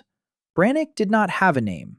He called it fire cabbage, and the name stuck faster than anyone anticipated. Between the fish sauce and the fire cabbage and the salt operation, the economy of Low Haven was transforming at a pace that made Minhu nervous. He sat down with Sora one evening and laid out the numbers. Salt revenue was now averaging 200 marks per month. Fish sauce added another 40. Kimchi was small but growing. Total income for a village of 150 people that 6 months ago had been on the edge of starvation. The numbers were good. Too good. Wealth attracted attention the same way blood attracted sharks. He needed to manage the growth, control the speed, keep the profile low enough that the league continued looking elsewhere. Sora agreed, but added something that changed his calculation entirely. She said she had been tracking salt prices across the Western markets through Brannick's reports and Lyra's noble contacts. The drop's presence was tiny. 8 market towns, 50 to 60 pounds per week, a fraction of the league's output. But the price effect was disproportionate. In every town where the drop had appeared, league salt prices had dropped by 10 to 15% within a month. Not because the drop took significant market share, but because the drop proved that clean salt could exist at 3 marks a pound. It changed what people believed was possible, and belief was the real currency. Once a buyer knew that salt did not have to cost 8 marks, they stopped accepting 8 marks, even from the league. They haggled, they delayed purchases, they bought less. The league was losing revenue, not from lost sales, but from collapsed pricing power. And they did not yet know why. Sora said this was the most dangerous phase. The league would see the revenue dip in their quarterly accounts. They would investigate. They would send more than scouts. They would send buyers to trace the supply chain backward from market stall to source. It was a matter of months before they found the trail. Minhu thought about this for a long time. Then he asked Sora how long it would take to expand from 8 market towns to 20. She said that was insane. He said he was serious. She said maybe 3 months if they added 2 more traders and increased production to match. He said, what if they did not need to increase production? What if instead of selling more salt, they taught more people to make it? Sora went very still. Minhu drew a diagram on the ground. Low Haven at the center, lines radiating outward to other coastal villages. Each village with its own cascade system, its own production crew, its own supply of drop-branded salt sold at the same price with the same seal and the same 3 grades. A network. Not a single source that could be raided and shut down, but a distributed system that would survive any individual node being destroyed. Sora looked at the diagram and said that was either the most brilliant thing she had ever heard or the fastest way to get 50 villages burned to the ground. She said the league would not need to find Minhu if the technology spread beyond his control. It would be like setting a fire in dry grass. He said that was exactly the point. A fire in one place could be stomped out. A fire everywhere at once could not. She said he was talking about revolution. He said he was talking about chemistry. The difference, he said, was a matter of temperature. That night, Minhu lay awake and listened to the sea, and thought about fire and salt and the distance between a village and a kingdom. Somewhere in the next room, Aisha was humming a song he recognized from Seoul, something about coming home. It made him homesick for a place he could never return to, and more determined than ever to build something worth staying for in this one. Teaching other villages to make salt was harder than making it himself. Minhu learned this on the first day of expansion when he rode with Lyra to Dryshore and stood in front of 20 suspicious fishermen and tried to explain evaporation cascades to people who thought the sea was cursed. The headman of Dryshore was a thick-armed man named Colm, who listened to the entire explanation with his arms folded and then asked one question. He asked why the League would not kill them all for this. Minhu said the law was on their side. Colm said the law was a piece of paper and the League had swords. Minhu could not argue with that. Instead, he did what he always did. He demonstrated. He built a 3-basin cascade on Dryshore's beach in a single afternoon using salvaged boat planks and local clay. He filled them with seawater and asked Colm to post a man to watch. 3 days later, the first crystals appeared. Colm tasted them, and his face did the same thing every face did. That moment of shock and recognition. He signed on. Dryshore became the second node in the network. Minhu trained 8 workers there in a week. Mayra sent 2 of her experienced women from Lowhaven to supervise the first production cycle. The training was systematic: basin construction and clay lining technique on day 1, cascade positioning and brine management on day 2, crystal harvesting and grading on day 3, quality control and packaging on days 4 and 5. By day 6, the Dryshore crew was running their own operation. Crude but functional. Within 2 weeks, they produced their first sealed bags of drop salt, 20 pounds. Not perfect. The grading was rough, and some of the silver had too much magnesium. But it was salt, clean salt, priced at 3 marks, sealed with the water drop stamp that Minhu had given them alongside a wooden copy of his original driftwood carving. He moved on to the next village, Tidewatch, a settlement of maybe 80 people clinging to a rocky promontory 2 days south. The headwoman there was named Dala, and she was sharper than Colm. She asked not about the League, but about profit sharing. She wanted to know exactly how the money flowed, who set prices, who chose traders, who kept the books. Minhu liked her immediately. He laid out the structure he had designed with Sora. Each village owned its own production, kept 80% of revenue, 20% went to the network fund, which covered Brannick's distribution costs and Sora's legal work and Lyra's baronial protection, and a reserve for emergencies. Every village got the drop brand and the wax seal, and access to the trading routes. Every village followed the same quality standards: 3 grades, fixed weights, consistent packaging. If a village's salt failed quality checks, they lost the seal until it improved. Dala studied the terms for an hour. Then she signed. Tidewatch became the 3rd node. The 4th was a hamlet called Saltmere, which was an ironic name for a place that had never had enough salt to preserve a single barrel of herring. The 5th was Breakwater, a former quarry settlement that had shifted to fishing when the stone ran out. 5 villages in 6 weeks, each with its own cascade system, each producing between 15 and 30 pounds per week, depending on weather and workforce.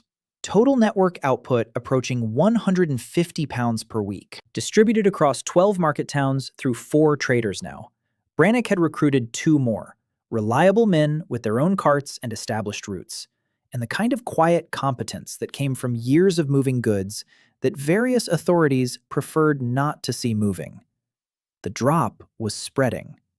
Not like a flood, like groundwater, seeping into the soil of the Western economy, unseen until suddenly the wells tasted different. Minhu kept the coordination tight. He visited each village once a week on a rotation, checked basins, tested salt, adjusted cascade angles, answered questions, solved problems. A cracked lining in Dryshore, a contamination issue in Tidewatch, where sheep had been drinking from the first stage pools, a labor dispute in Saltmere, where 2 families argued about who worked harder and therefore deserved more. He resolved each one patiently: the contamination issue with new fencing, the labor dispute with a production log that tracked each worker's actual output. Numbers did not lie. Numbers did not take sides. When the log showed that both families had contributed almost equally, the argument dissolved. Lyra handled the legal expansion. Each new village needed a cover registration with the regional magistrate. Sand washing facilities, every one. Hadn't the magistrate stamped each application without looking up from his tea. 5 new sand washing operations on the western coast in 2 months. If he found it unusual, he did not say so. Sora worried about the paper trail. 5 registrations from 5 villages, all filed by the same baronial representative within weeks of each other. If anyone in the capital cross-referenced the filings, it would look suspicious. She started spacing out future registrations and using different filing clerks in different district offices. Covering tracks. The work of someone who had learned from watching her teacher die that information was both a weapon and a target. Aema found them during this period. She appeared at the Low Haven gate one morning, a girl of 17 with bare feet and a bruise on her cheek, and eyes that darted everywhere like a bird expecting a stone. She had walked from a village 3 days inland, an orphan, passed between households that wanted her labor but not her presence. She had heard about Low Haven from a trader who bought drop salt and mentioned that there was a village on the coast where people ate well and worked together, and nobody hit you for asking questions. She asked if she could stay. Garrick looked at Minhu. Minhu looked at Mayra. Mayra looked at the girl's bare feet and the bruise on her face and said yes before anyone else could speak. Aema turned out to be extraordinary. Within a week, she had memorized the inventory of every storage location. Within 2 weeks, she was tracking shipments across all 5 villages in a notation system she invented herself because she could not read. Within a month, Minhu gave her a title, accountant. She did not know what the word meant. He explained it meant she was the person who knew where everything was and how much of it existed. She said that was just paying attention. He said yes, and that most people were terrible at it. He asked the blacksmith to make a small iron nameplate, Aema Accountant. He nailed it above her workspace in the storage shelter. She touched the letters she could not read and asked Sora to tell her what they said. Sora told her. Aema did not cry, but she wore the storage key around her neck from that day forward and never took it off. The League found them on a cold morning in the 8th month, when the sky was iron gray and the sea was rough, and Minhu was in the middle of explaining to Aisha why her latest batch of fish sauce needed another week of fermentation. A rider came from Dryshore at full gallop. His horse was foaming. His face was white. He said soldiers had come, not scouts, not surveyors, soldiers. 12 armed men in League colors had ridden into Dryshore at dawn and seized the Cascade Basins and arrested Column and 2 of his workers and burned the storage shelter with all the salt inside.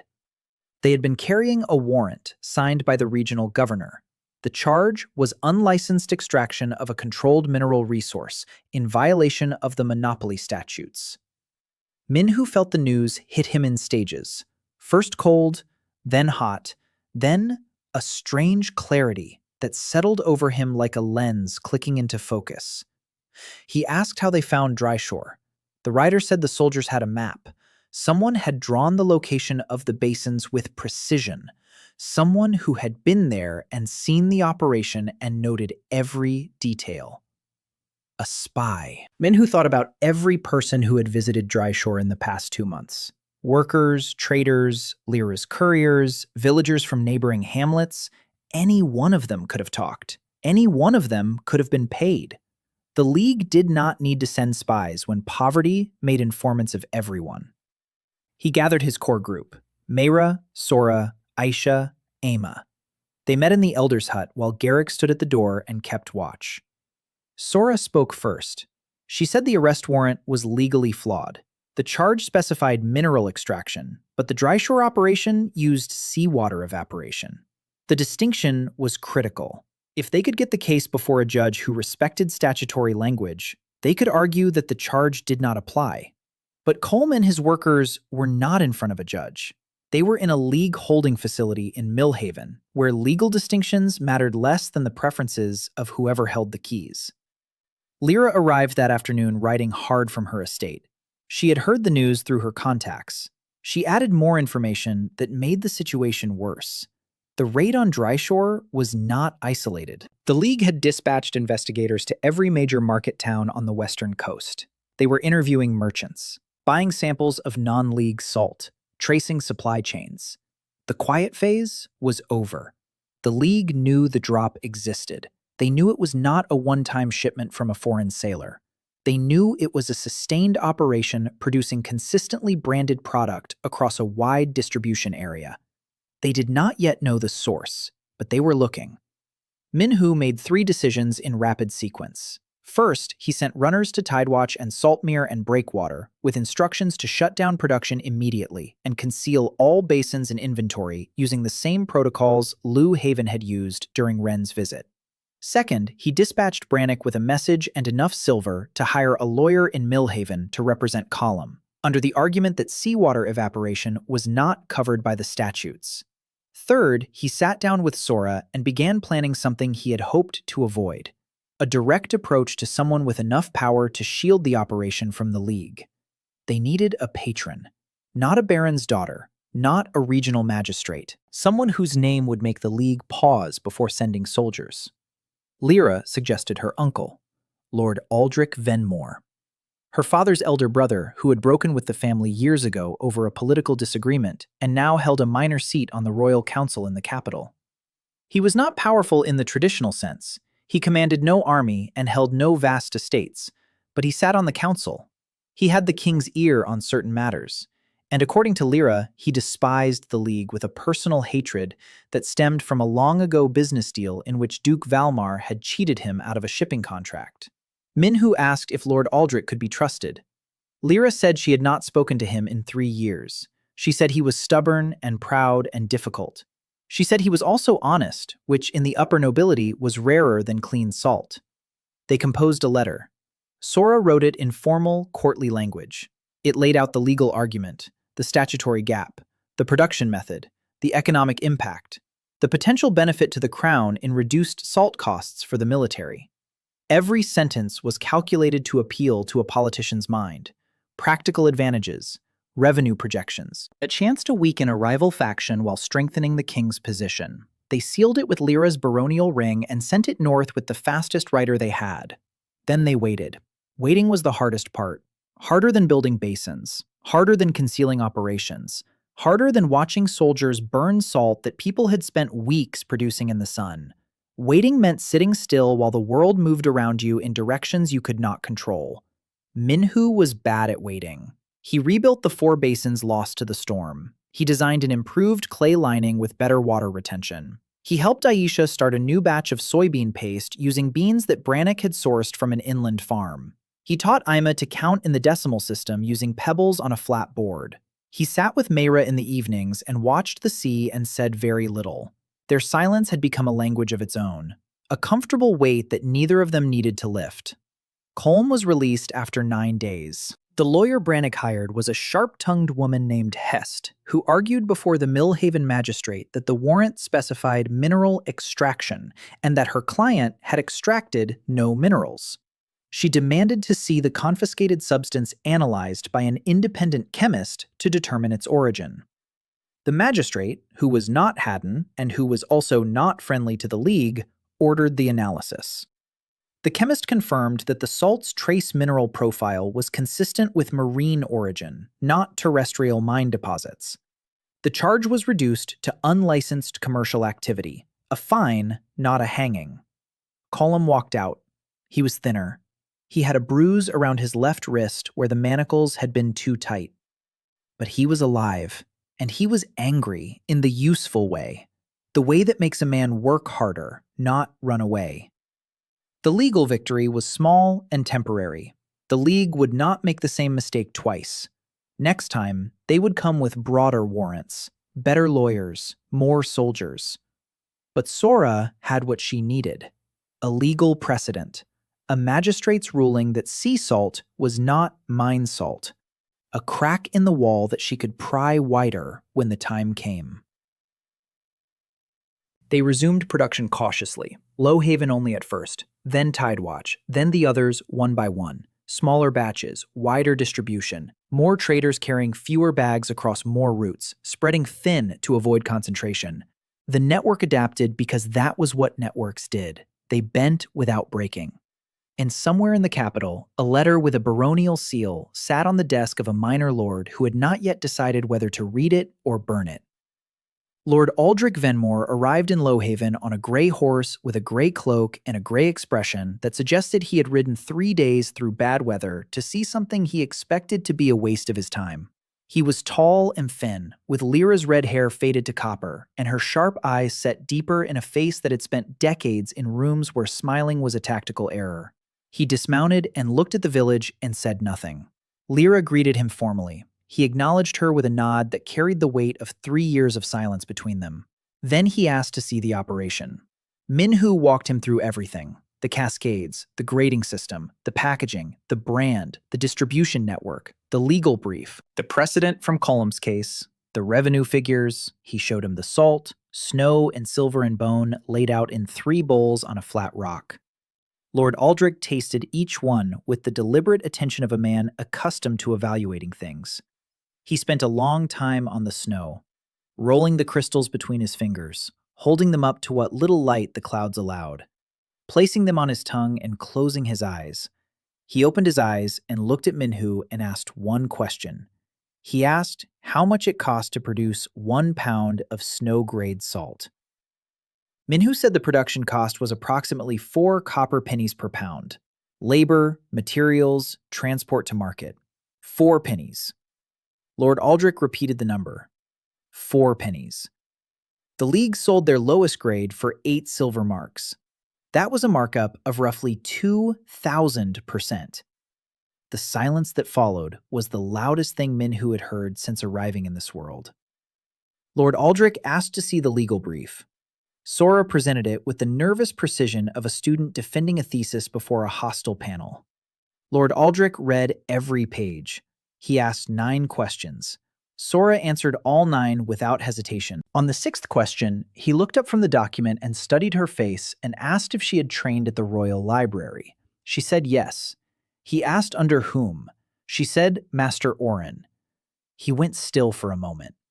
Then he said he had known Orin. He said Orin was the most careful scholar he had ever met, and that careful scholars did not burn their own papers. The implication was clear.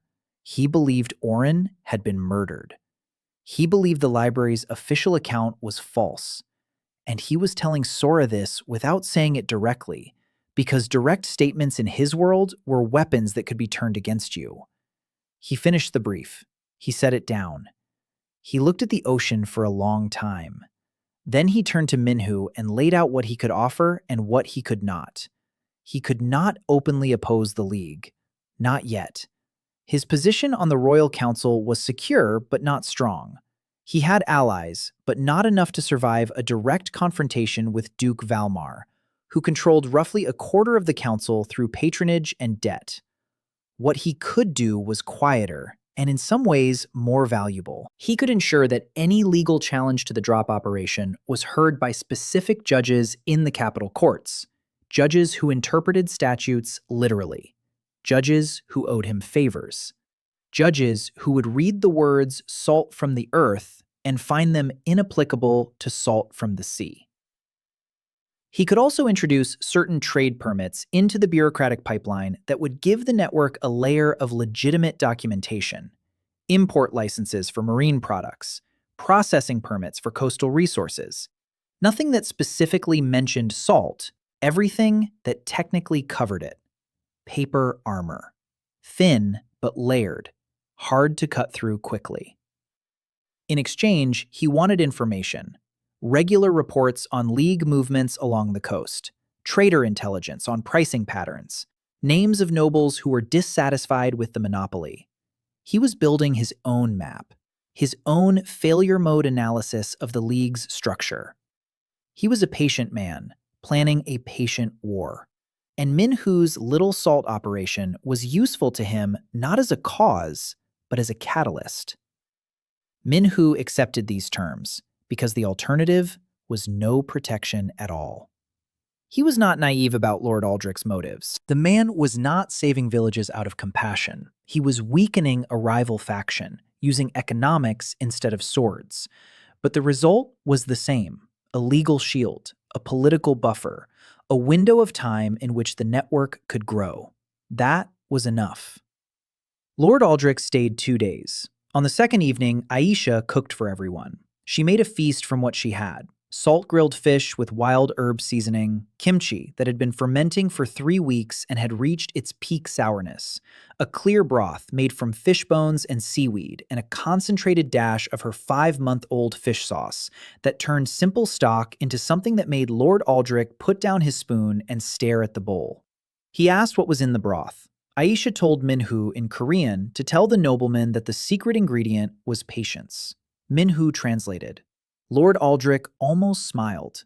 That almost smile was worth more than any contract. The next morning, Lord Aldrich rode north with a small pouch of snow-grade salt in his saddlebag and a copy of Sora's legal brief in his document case. He did not say goodbye in a way that suggested warmth. He said he would be in communication. Then he looked at Lyra and said something that Minhu did not fully catch, but that made Lyra stand straighter. She told Minhu later that her uncle had said she was doing better work than her father ever had. From Lord Aldrich, that was the equivalent of a standing ovation. The weeks that followed were the most productive the network had seen. With Lord Aldrich's paper permits in hand, Lyra registered 3 more villages as licensed marine resource processors. The network grew to 8 nodes. Production topped 200 pounds per week. Brannock's trading circuit expanded to 16 market towns. The drop was no longer a whisper. It was a murmur. A low, steady sound that was getting harder to ignore. And in the capital, Duke Valmar Corsten was starting to hear it. Yuna came to kill him on a night when the moon was full and the basins were silver, and Minhu was alone in the workshop weighing salt for the Kuzmin family's sick child. She had been in the village for a month. Arrived as a fire survivor from the inland forests, with burns on her arms that looked convincing because they were real. Self-inflicted. The price of a cover story. She was good at her work. She helped with the basins during the day, ate with the crew at evening meals, laughed at Emma's jokes, listened to Garrick's stories. She watched Minhu the way a hawk watches a rabbit, learning the schedule, the habits, the moments when he was alone and vulnerable. The League had hired her through an intermediary. 300 silver marks for the head of the Salt Ghost. She had killed 11 people in her career. This was supposed to be number 12. She came through the workshop door at 3 in the morning with a knife that made no sound when she drew it. Minhu was bent over his balance scale. A candle burned at his elbow. On the scale sat a measured portion of snow-grade salt. Beside it, a piece of cloth he was wrapping it in. Next to the cloth, a note in his careful handwriting that specified the exact salt concentration for a brine bath to help the Kuzmin boy's infected wound. 3% solution. Applied warm, twice daily. He had calculated the amount to last 2 weeks. Yuna stood behind him with the knife and watched him weigh salt for a sick child at 3 in the morning, and something inside her broke so quietly that she almost did not notice. She had killed merchants and politicians and one minor lord who begged.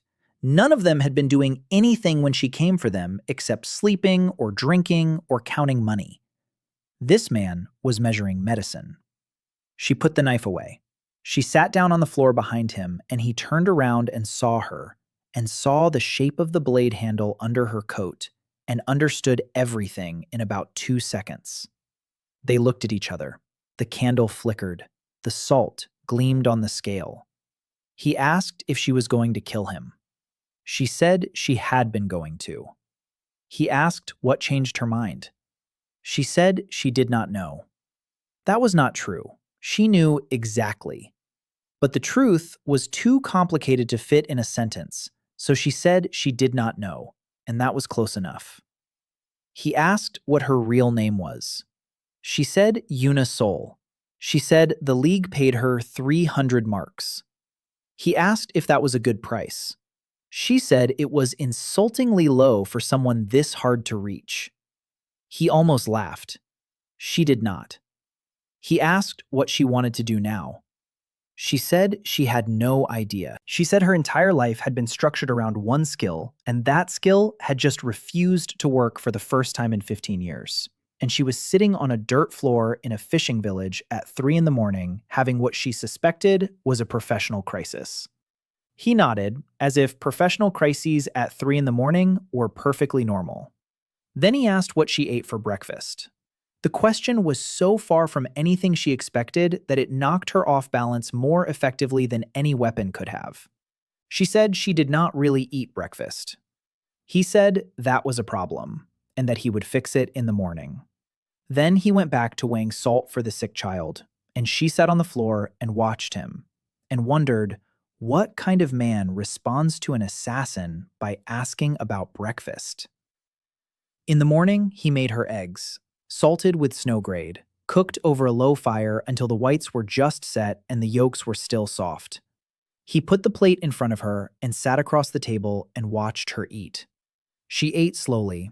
The salt made the eggs taste like something she had never had before, like food that someone had made specifically for her, not for a customer or a contract or a mark, for her. She finished the plate and set down the fork, which was a strange wooden tool with prongs that she had never seen before, and that the man in front of her had apparently invented. He asked if she wanted more. She said yes. He made more. They did not discuss the knife. Not that day. Not for 2 weeks. He told the village she was staying. Nobody questioned it, because Minhu's decisions about people had earned enough trust by now that the village accepted them without argument.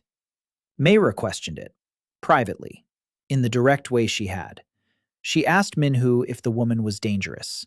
He said yes. She asked if the woman was staying anyway. He said yes. Mayra looked at him for a long time. Then she said she trusted his judgment, but not the woman's hands, and that she would be watching. Yuna began working security. It happened naturally. She assessed the village's vulnerabilities in a day and presented Minhu with a list of 12 problems. Unguarded approaches, blind spots in the ridgeline, no alarm system, no escape routes for the production crew. She fixed all 12 in a week. The village had never had a professional defense assessment before. It had also never needed one. Now it did. Minhu told her about the League's raids and the bounty and the growing danger. She listened with the professional attention of someone evaluating a threat landscape. Then she said the village needed more than a lookout boy on a ridge. It needed a network of early warning positions, signal fires, pre-planned evacuation routes, cache points for critical supplies and documents. She built all of it in a month. Sora gave her the maps. Lyra gave her access to the estate's old armory for basic weapons. Garrick gave her the names of reliable men in each network village. Yuna turned a fishing cooperative into something that could see trouble coming from 2 days away and disappear into the landscape within an hour. She slept in Minhu's house because it was the most strategically defensible structure in the village, with sightlines to the ridge and the coastal road, and a back exit through a root cellar that connected to a path along the cliff base. That was the reason she gave. It was a good reason. It was also not the only reason, but neither of them discussed the other reasons for a long time. They existed in the same space the way salt exists in a saturated solution, present everywhere, visible nowhere. Until the temperature changes. Duke Valmar Korsten arrived in person on the first day of the second winter. He came with 20 horsemen in a carriage lacquered in white and silver and the calm certainty of a man who had never lost anything he considered worth keeping. He did not come to Lauhaven. He went to the capital. He went to the king. He filed a formal petition demanding the arrest and execution of the individual known as the Salt Ghost for systematic violation of the monopoly statutes and deliberate undermining of the crown's licensed salt revenue. The petition was elegant. The legal language was precise. The evidence file was thick. It included market analyses showing the price collapse in Western regions, trader testimonies obtained through methods that Sora preferred not to imagine, a map of the distribution network that was almost but not entirely accurate, and at the center of it all, the name that Valmar had finally uncovered. Jeon Minhu, resident of Lauhaven, operating under the protection of Baroness Lyra Venmore and with suspected support from Lord Aldrich Venmore of the Royal Council. The petition demanded a royal tribunal. The king granted it. The summons reached Lauhaven by official courier on a morning when frost covered the basins and Minhu's breath made clouds in the air. He read it with Sora translating the formal legal language, and felt the ground tilt under him, the way it had on the first day when he woke on the beach and did not know where he was. Royal Tribunal, capital city, the king himself presiding, Duke Valmar prosecuting. The charge was treason against the crown's economic sovereignty. The penalty was death. They had 3 weeks. Sora worked without sleeping for the first 5 days. She rebuilt the legal brief from the ground up, incorporating the Millhaven precedent from Colm's case and 6 additional historical references she had found in her stolen archives that supported the interpretation of the statutes as applying only to mineral extraction. Lord Aldrich sent word through a coded letter.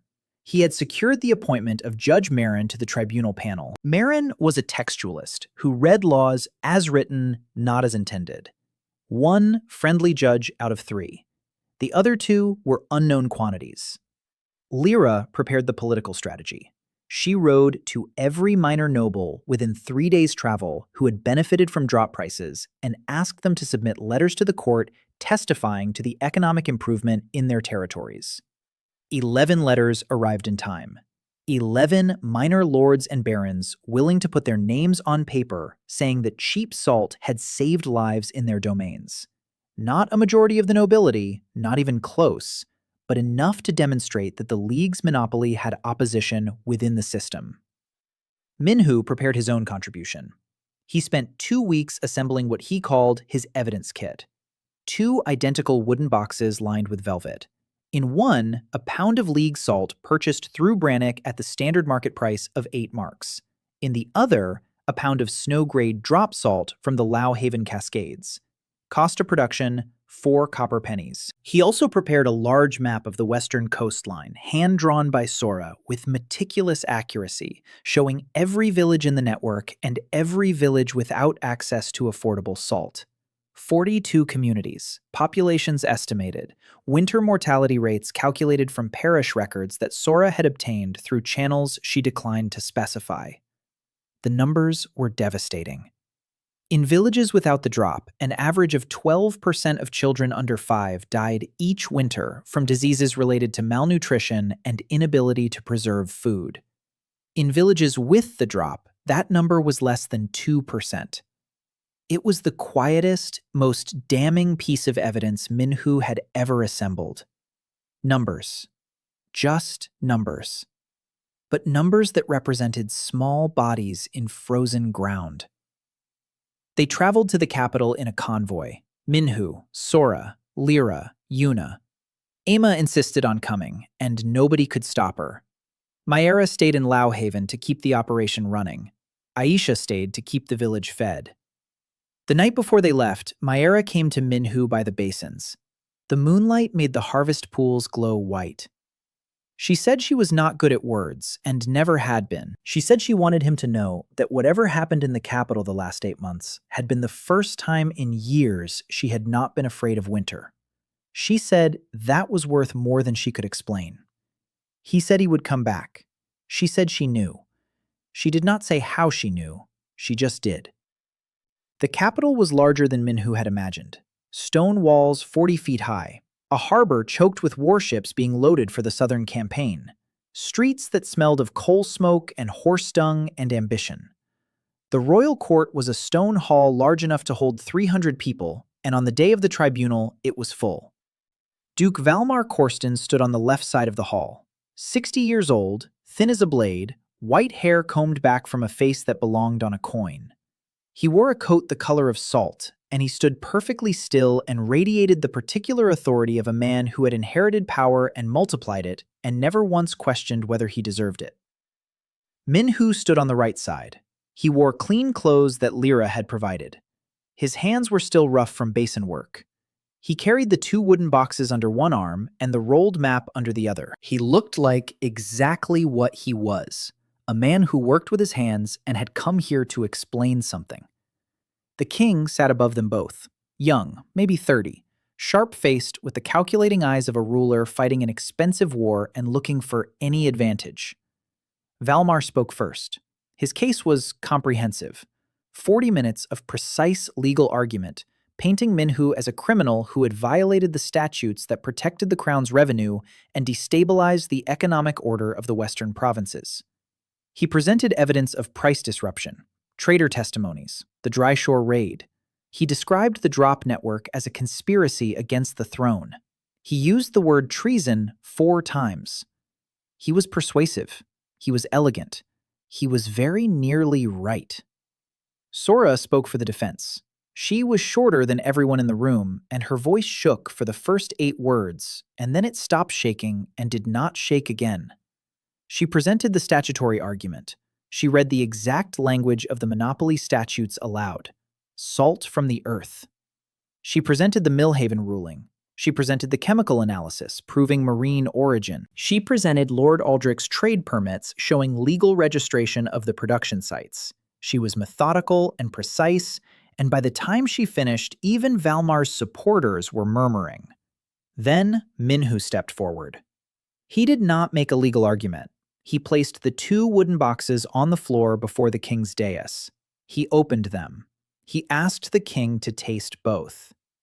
The king looked at him for a long moment. Then he descended 2 steps and knelt beside the boxes and tasted the league's salt first. Then the drop. He took his time. The court was silent. The king stood. He looked at Valmar and asked why the league's salt was bitter and gray, while this stranger salt was clean and white. Valmar began to answer. The king raised a hand. He was not finished. He asked why the league charged 8 marks for an inferior product when this man produced a superior one for 4 pennies. Valmar's mouth closed. Minhu unrolled the map. He spread it across the stone floor and knelt beside it. 42 villages marked in ink, population figures, mortality rates. He did not raise his voice. He spoke the way he always spoke, clearly, precisely, with the calm of a man presenting data that he trusted completely. He said that he asked for 2 more years. He said that in 2 years, he could ensure that no child in the western provinces died because their family could not preserve food through winter. He said that was all he was asking for. The hall was silent. On the gallery above, Sora gripped Lyra's hand. Yuna stood by the door with her hand resting near her blade, watching every face in the room. Ima pressed herself against a pillar and held her breath. The king looked at the map for a long time. He looked at the salt. He looked at Valmar, whose face had not changed, but whose hands had tightened at his sides in a way that only someone watching closely would notice. Yuna noticed. The king spoke. He said the tribunal would rule in 1 week, after review of all submitted evidence. He said that in the interim, no action would be taken against the defendant or his operation. He said Duke Valmar's petition was noted and would be weighed against the evidence presented. Then he looked at Minhu one more time and asked his name. Minhu told him. The king repeated it incorrectly. Then he turned and left the hall. 1 week. Minhu stood in the great stone hall with the 2 boxes of salt at his feet and the map of 42 villages spread across the floor, and the weight of 100,000 lives sitting on the outcome of a decision he could not control. The week passed. The ruling came. The tribunal found that solar evaporation of seawater did not constitute mineral extraction under the monopoly statutes, and that the defendant's operation was therefore not in violation of the existing law. The drop was legal. Furthermore, the tribunal recommended that the Crown commission an independent assessment of coastal salt production as a potential supplementary source for military provisions. This was Lord Aldrich's hand, invisible but unmistakable. Duke Valmar received the ruling in silence. He bowed to the king. He left the hall. He did not look at Minhu. He did not need to. The look would come later, along with everything behind it. But that was a problem for another day. Today, the salt was legal. Today, the map stayed on the floor, and the villages stayed alive, and the basins kept working, and the ocean kept giving away its treasure to anyone patient enough to ask. Minhu walked out of the capital with Sora and Lyra and Yuna and Ima into a cold afternoon where the clouds were breaking and the sun was coming through in long gold shafts that looked like the light in Lowhaven when it hit the harvest pools at the right angle. He thought about Mayra and Aisha back in the village, keeping the fires burning and the basins running. He thought about the 43rd cascade that they were building right now on the south end of the beach, because they had known before he did that he would win. He thought about salt, the simplest compound, sodium and chlorine, two elements that were poison alone and essential together. The thing that preserved life, the thing that gave food meaning, the thing that this world had locked behind walls of power and greed, and that he had set free using nothing but sunlight and patience, and a knowledge that should have belonged to everyone from the beginning. He was not the first. Eric had tried 500 years ago and died for it. Someone between them had tried and vanished without a trace. Minhu intended to be the one who finished it. Not with swords, not with armies, with basins and brine and the slow, patient work of making something precious into something ordinary. Because ordinary was what people needed. Not miracles, not magic, just salt on the table every morning, just food that lasted through winter, just the quiet, impossible luxury of not being afraid. The road home took 3 days. When they crested the last hill and saw the ocean spread out below them, gray and vast and endless, Emma pointed at the beach and shouted. The basins were gleaming in the late afternoon sun, 43 of them, and beside them, standing with her hand shading her eyes against the glare, was Mayra, and beside Mayra was Aisha, and beside Aisha was Garrick, and behind them all, the village, waiting. Minhu walked down the hill toward the sea and the salt and the life he had built from nothing in a world that was not his own. And for the first time since waking on that beach 8 months ago with sand in his mouth and no name for where he was, he did not feel like a stranger. He felt like he was home.